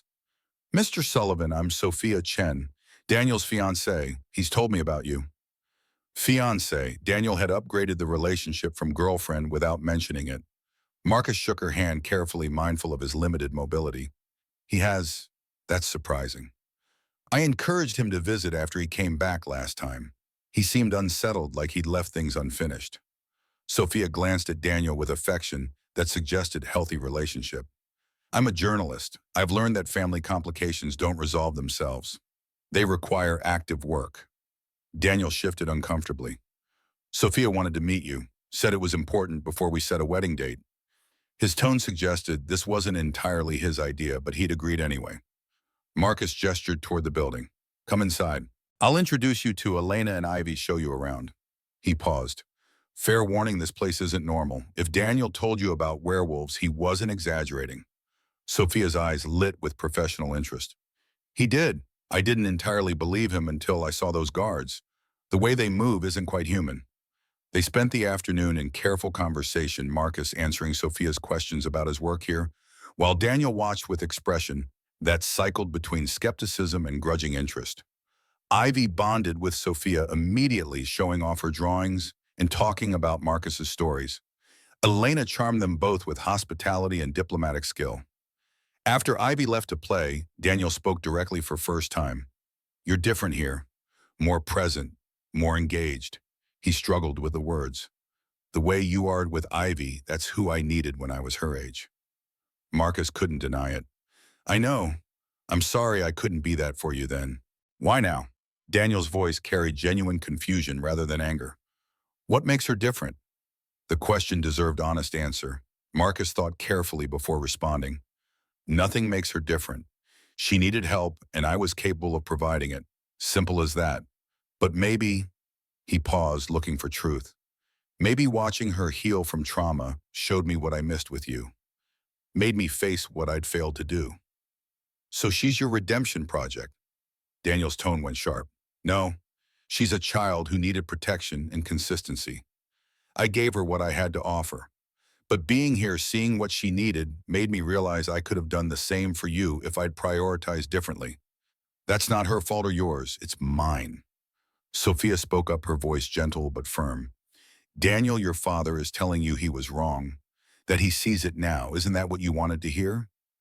Daniel stood paced to the window, same gesture Marcus recognized from their last visit. I wanted to hear it 20 years ago, wanted him to choose me over the next mission, but he never did. Marcus rose despite the pain, crossed to stand beside his son. You're right, I made those choices and I can't unmake them, but I'm making different choices now. I'm staying here working for Nathaniel, being present for Ivy and Elena. And if you'll let me, I'll be present for you too. Show up for your wedding. Meet your friends. Actually be your father instead of just the man whose DNA you carry. Daniel turned eyes wet but holding back tears the way Marcus had taught him men should. You mean that you'll actually show up? I promise. And unlike before, I'm in position to keep that promise. I'm not deploying anywhere. I'm here. Something in Daniel's expression cracked 32 years of resentment, meeting the possibility of repair. I want to believe you, but you've broken promises before. I have, many times. So don't believe my words, hold me accountable to actions. Give me a chance to prove it through behavior, not rhetoric. Sophia moved beside Daniel, her hand finding his. That's fair, isn't it? Let him show you through consistency. Daniel nodded slowly, some internal barrier lowering fractionally. Okay, we're getting married next June, in Seattle. It's going to be a big wedding because Sophia's family is huge. Will you be there? Front row, wouldn't miss it. And you'll meet my friends beforehand. Actually get to know them. Tell me when and where, I'll be there. The hug happened awkwardly. Two men who'd forgotten how to embrace without combat between them. But Daniel's arms wrapped tight despite the stiffness, and Marcus held on with his good arm, feeling pieces of broken relationship begin to knit. After they left, Elena found Marcus on the balcony. That looked positive. It's a start, not forgiveness, but willingness to try. That's more than I had before. Progress. She leaned against the railing beside him. Speaking of progress, Constantine arrives tomorrow. He's coming early to assess you before the formal council hearing. Marcus's tactical mind activated. Tell me about him. 300 years old, maybe more. He was soldier in Tsarist Russia, fought in World War I, survived Stalin's purges, participated in World War II. The council recruited him because he's nearly impossible to kill and completely loyal to werewolf law. He doesn't judge based on politics or prejudice, only on whether someone honors the code. What's the code? Protect the pack, respect the hierarchy, never endanger the species. Everything else is negotiable. Elena's voice carried respect, tinged with fear. He's killed 40 werewolves for council violations over 3 centuries. He won't hesitate to kill you if he judges you unworthy of protection. Then I need to convince him I'm worthy. The helicopter arrived at dawn, matte black, without markings, military precision, in how it settled onto the landing pad. The figure who emerged was tall, 6'4", similar height to Nathaniel, with silver blonde hair and eyes that looked pale even from distance. He wore black tactical clothing that showed weapon loadout, moved with Predator's grace that made pack guards instinctively defer. Marcus waited in the courtyard, refusing to show weakness despite his arm still being in sling. First impressions mattered in combat and politics both. Constantine approached with assessment written in every line of his body, cataloging Marcus's injuries, stance, readiness level. Marcus Sullivan, the human who thinks he is pack. Constantine's voice carried Russian accent, smoothed by centuries but still present. His pale eyes almost colorless, fixed on Marcus with uncomfortable intensity. I am Konstantin Volkov. I enforce council law. You will answer my questions honestly, or I will know. Ask your questions. Why do you kill werewolves? You have killed 14 by my count.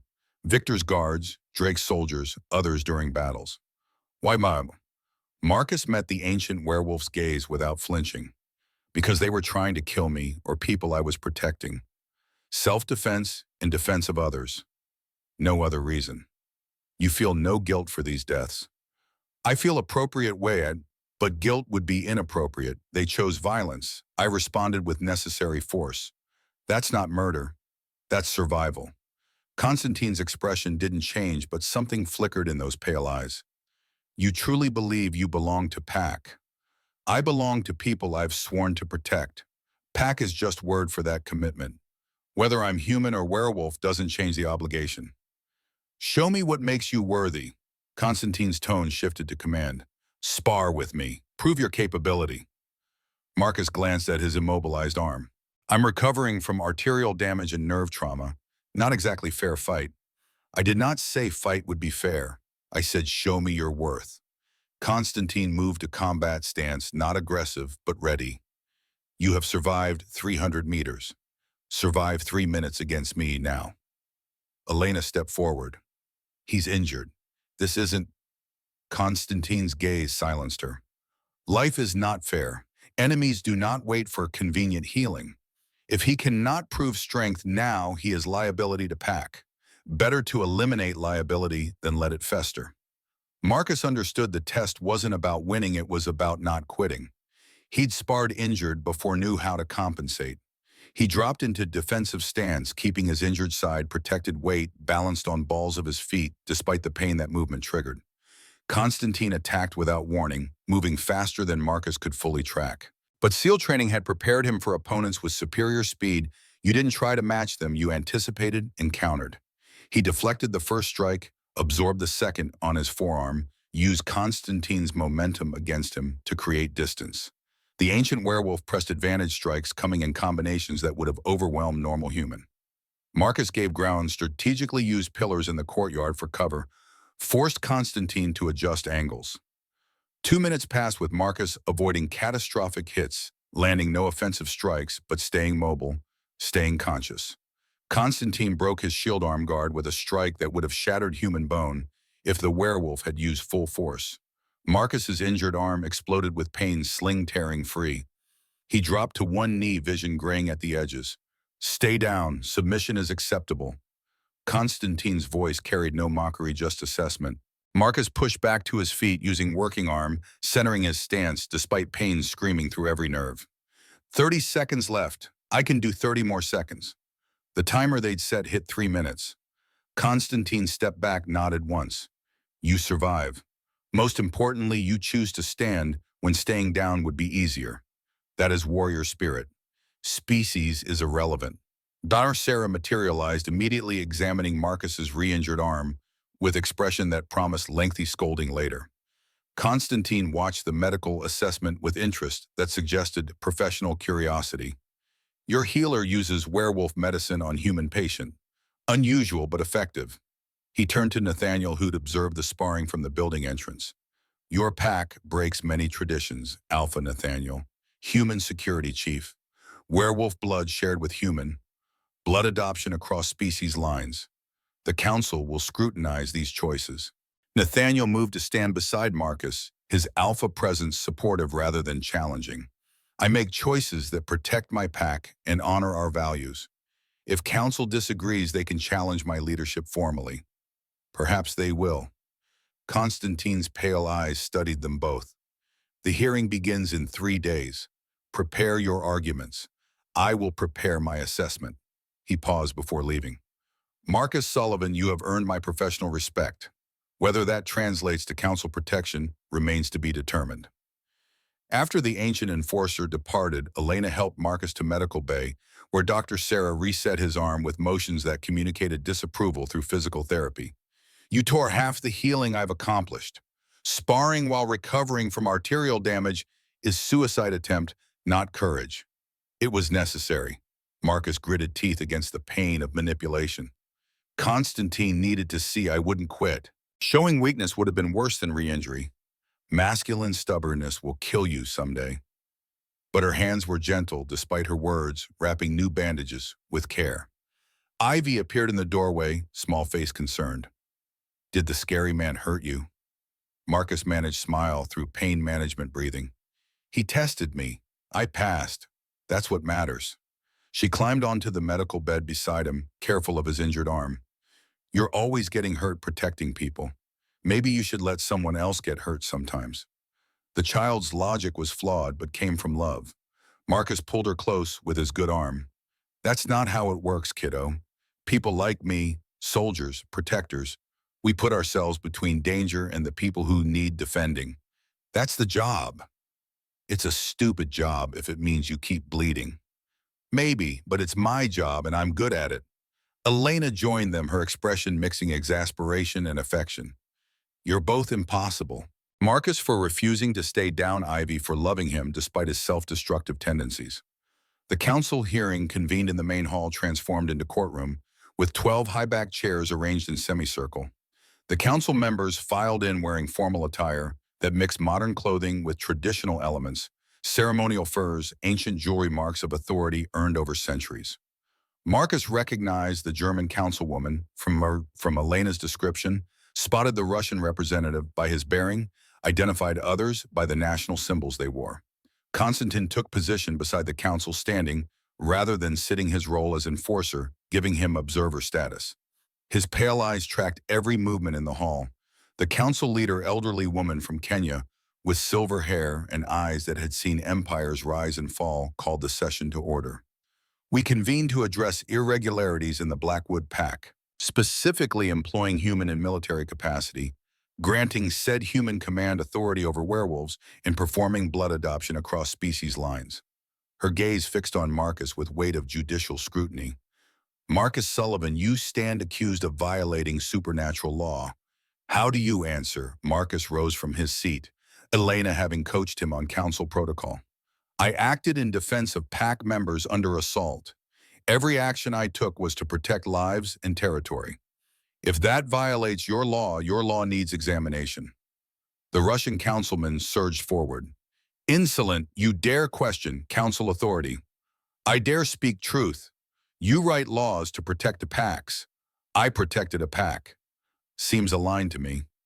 Marcus kept his voice level despite adrenaline. If you execute me for doing the right thing, you're enforcing politics, not justice. The German councilwoman leaned forward, her expression thoughtful. You killed 12 werewolves during your time with Blackwood Pack. Each death is documented. By what right does human kill our kind?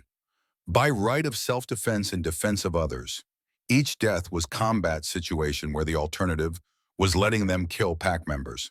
Show me which one was unjustified and I'll accept punishment. But you can't because they were all necessary. The council leader raised her hand for silence. Your boldness is noted, but words alone prove nothing. The council requires demonstration of worthiness through traditional trials. You will undergo 3 tests: strength, wisdom, and heart. Pass all 3, you receive clemency. Fail any, Konstantin executes you immediately. Marcus had expected something like this. Elena had warned him the council favored proving through action rather than argument. What are the tests? First test, strength. You must survive 3 minutes against Konstantin in unrestricted combat. Konstantin stepped forward, expression neutral. I will not hold back. If you fall before 3 minutes, you die. Marcus looked at his injured arm, still in sling from the earlier sparring. I assume you won't wait for me to heal. The council does not accommodate human weakness. The Russian councilman's voice carried satisfaction. Nathaniel stood. This is unreasonable. He's recovering from injuries sustained defending my pack. Give him time to heal. The council leader shook her head. The test, proceed now or he refuses and accepts execution. Those are the options. Marcus caught Elena's eyes, saw her fear and faith warring. Caught Ivy's expression, her trust that he'd find a way through impossible situations. Caught Daniel in the audience, his son had stayed to witness the hearing, face tight with concern. He removed the sling despite Dr. Sarah's sharp protest, tested his left arm's mobility. Limited range pain with every movement, grip strength, maybe 30%. But 3 minutes wasn't about winning, just surviving. I accept. They cleared the hall's center, pack members pressing against walls to create makeshift arena. Konstantin shifted to wolf form, massive silver-gray beast that radiated ancient power. Marcus pulled the silver knife from his belt, his only weapon against supernatural predator. The timer started. Konstantin attacked immediately, testing Marcus's injured side. Marcus twisted, took the claw swipe on his tactical vest, rather than flesh, used the wolf's momentum to create separation. He couldn't match speed or strength, so he relied on tactical thinking, using furniture as obstacles, forcing Konstantin to adjust angles, creating moments where size became liability.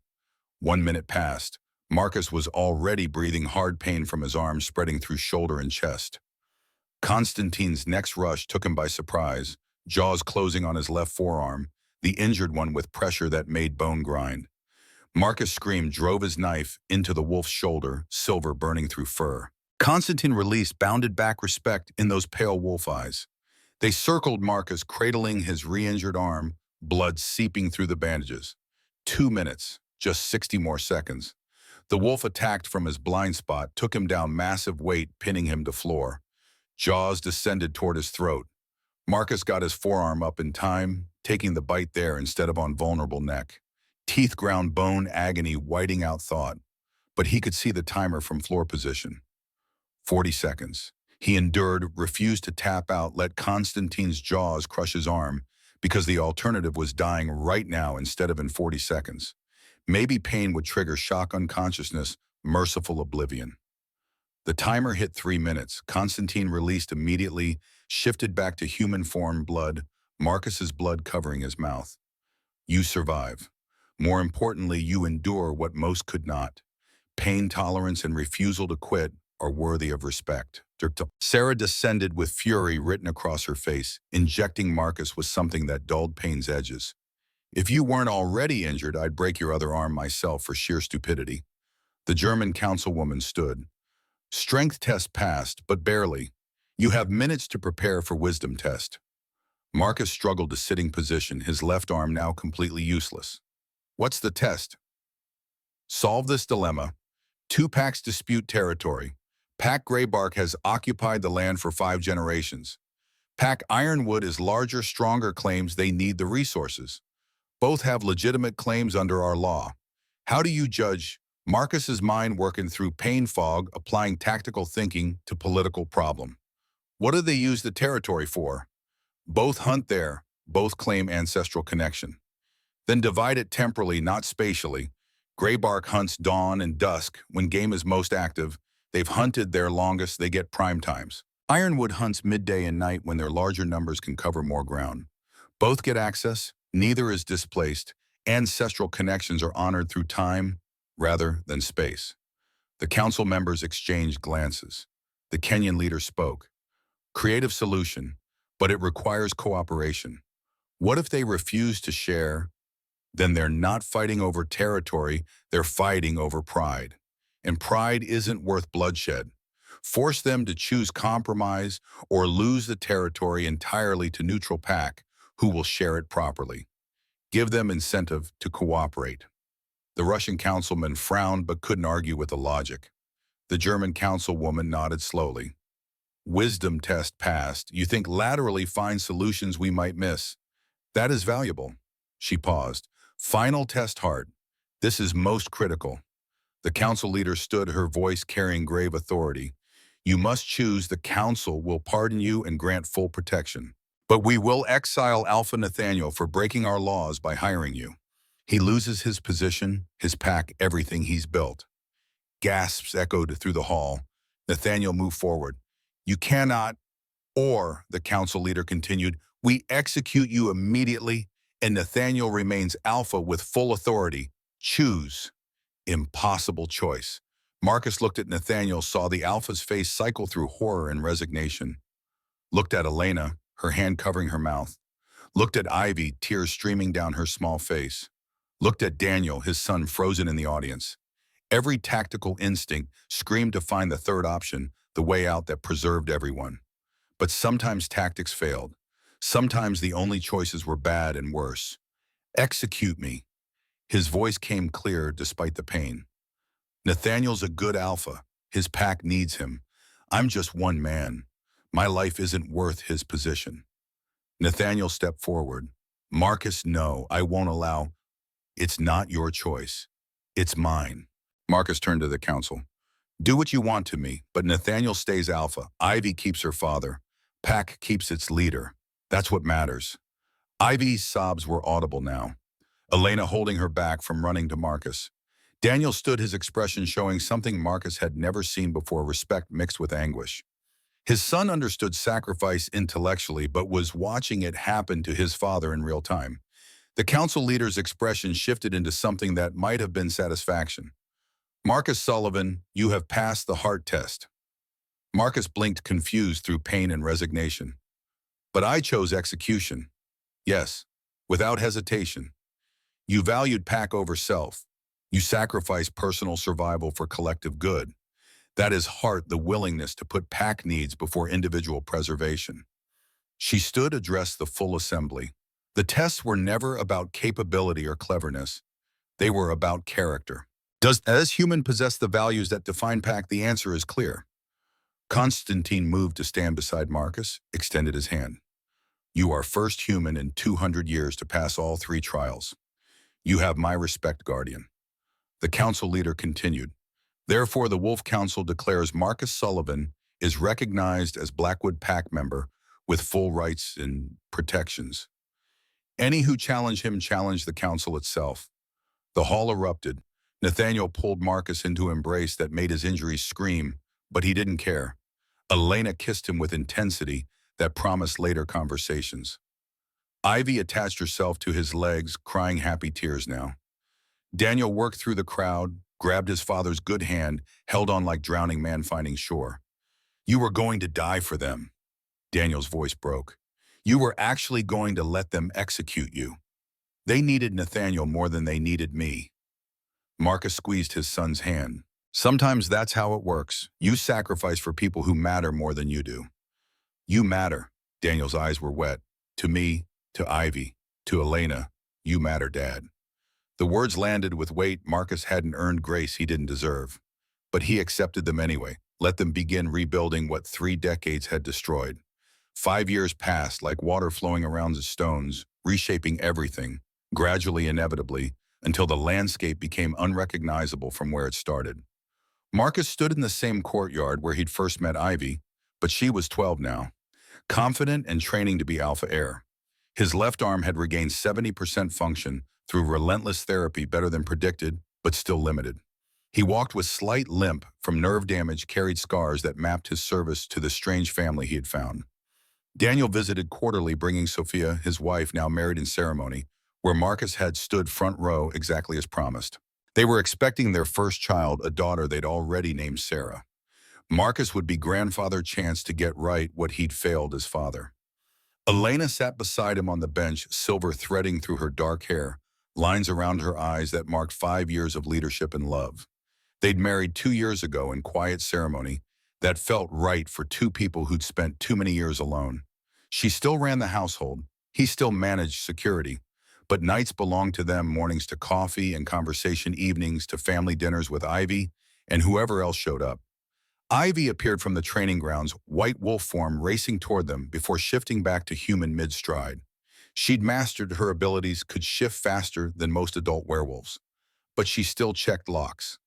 Every night still had nightmares, sometimes still needed reassurance that the people she loved wouldn't disappear. Grandpa Marcus, she'd started calling him that 3 years ago, pretended to hate his protests but loved them both. Uncle Daniel called, says Aunt Sophia is feeling the baby kick. Can we visit next weekend? If your father approves and your homework's done. Marcus kept his voice stern despite the smile. Homework's done. I'm 12, not 7. I can manage school and training. She flopped onto the bench beside him, all gangly preteen energy. Dad says you're teaching me tactical planning next week. Cool stuff like Shadow Valley. Marcus glanced at Elena, who shrugged acceptance. Tactical planning it is, but you follow orders exactly. Always do, Ivy grinned. Well, mostly. Nathaniel joined them, looking more relaxed than Marcus had ever seen him. The alpha had aged well, carried his authority with less burden now that his daughter had healed. Marcus, we have situation. Need your assessment. Marcus stood, familiar words triggering familiar response. What kind of situation? Unusual activity at eastern border. Not werewolf. Nathaniel's voice carried concern. Sarah tracked them, different scent, different movement patterns. Intelligence suggests vampires. Marcus absorbed that information, filed it with werewolves and blood adoption and all the other impossible things he'd learned to accept. Vampires are real. Unfortunately, they've avoided our territory for decades, maintain uneasy truce, but they were moving closer to now testing boundaries. Nathaniel pulled out a map. We need to determine if it's reconnaissance or aggression. Your expertise would help. Ivy bounced up eagerly. I want to help. I'm trained now. I can track. Marcus looked at her, saw 7-year-old girl who'd hidden in a cave and 12-year-old warrior in training simultaneously. You're too young. You were on missions at 17, Uncle Daniel told me. She crossed her arms, stubborn, as both her parents combined. Nathaniel considered. She has a point. She's alpha heir. She needs to learn threat assessment under strict supervision. Marcus wanted to argue, protect her from danger, keep her safe behind walls. But that wasn't how you raised warriors or leaders. You taught them, trained them, trusted them with graduated responsibility. Fine, but you follow my orders exactly. No improvisation, no heroics. Deal. Ivy hugged him quickly, then ran off to tell her friends about the vampire investigation. Elena's hand found his. She's growing up. Too fast. Marcus watched Ivy disappear into the building. Feels like yesterday she was hiding in that cave. She's strong because you showed her how to be strong. You gave her what she needed when she needed it. Elena leaned against his shoulder. You gave all of us what we needed. They sat in comfortable silence while afternoon faded toward evening, pack members moving through their routines, life continuing its forward march. Marcus thought about the cabin in the wilderness where he'd planned to drink himself to death. Thought about the phone call that pulled him back into purpose. Thought about finding family in the last place he'd expected. His thoughts were interrupted by howl from the forest pack. Wolves running, communicating through sounds that still thrilled despite 5 years of familiarity. He felt the pack bond humming in his chest, awareness that everyone was safe, secure together. Elena shifted to look at him directly. Any regrets about staying, about joining pack, about this life? Marcus considered the question honestly. His body carried more scars than before. His career as soldier had ended. He'd traded isolation for belonging, simplicity for complexity, independence for family obligation. But he'd also found purpose beyond surviving, had helped heal a broken child, had rebuilt relationship with his son, had loved again when he thought that capacity had died with Sarah. No regrets. He pulled Elena closer. This is exactly where I'm supposed to be. Night fell over Blackwood Estate, Montana, stars emerging in vast display that city dwellers never saw. Inside the main building, lights warmed windows where family gathered, Ivy doing homework, Nathaniel reviewing territory maps, Elena coordinating tomorrow's schedules, Marcus planning the vampire investigation while thinking about grandchildren and second chances. He was 63 years old, scarred and damaged, and carrying weight of decisions he couldn't unmake. But he was also pack guardian husband, father rebuilding bridges, surrogate grandfather to girl who taught him that purpose could be found in protecting others, even when protecting yourself seemed impossible. The silver wolf on his adoption medallion caught lamplight as he moved. Symbol of belonging he'd earned through blood and choice, through staying when leaving would have been easier, through learning that family was something you built through loyalty rather than inherited through genetics. Outside, wolves howled to the moon. Marcus listened to pack song and felt it resonate in bones that had learned new frequencies. He'd spent 30 years as soldier protecting strangers from distant threats. Now he protected family from close ones, which somehow mattered more. Daniel's text came through. Baby kicked again. Sophia says, hi. See you next weekend, Dad. Dad. The word still felt foreign and precious grace he was learning to accept. Marcus typed back, wouldn't miss it. Love you both. He sent the message and went to check locks with Ivy, their nightly ritual that had survived 5 years. Some patterns you kept because they mattered, because consistency was its own kind of love, because showing up every day built trust that words alone never could. In the end, that's what guardianship meant. Not grand gestures or heroic sacrifices, though those had their place, but the daily choice to be present, to keep promises, to check locks with children who needed routine more than miracles. Marcus Sullivan had spent a lifetime learning that lesson the hard way, but he'd learned it finally, and that made all the difference.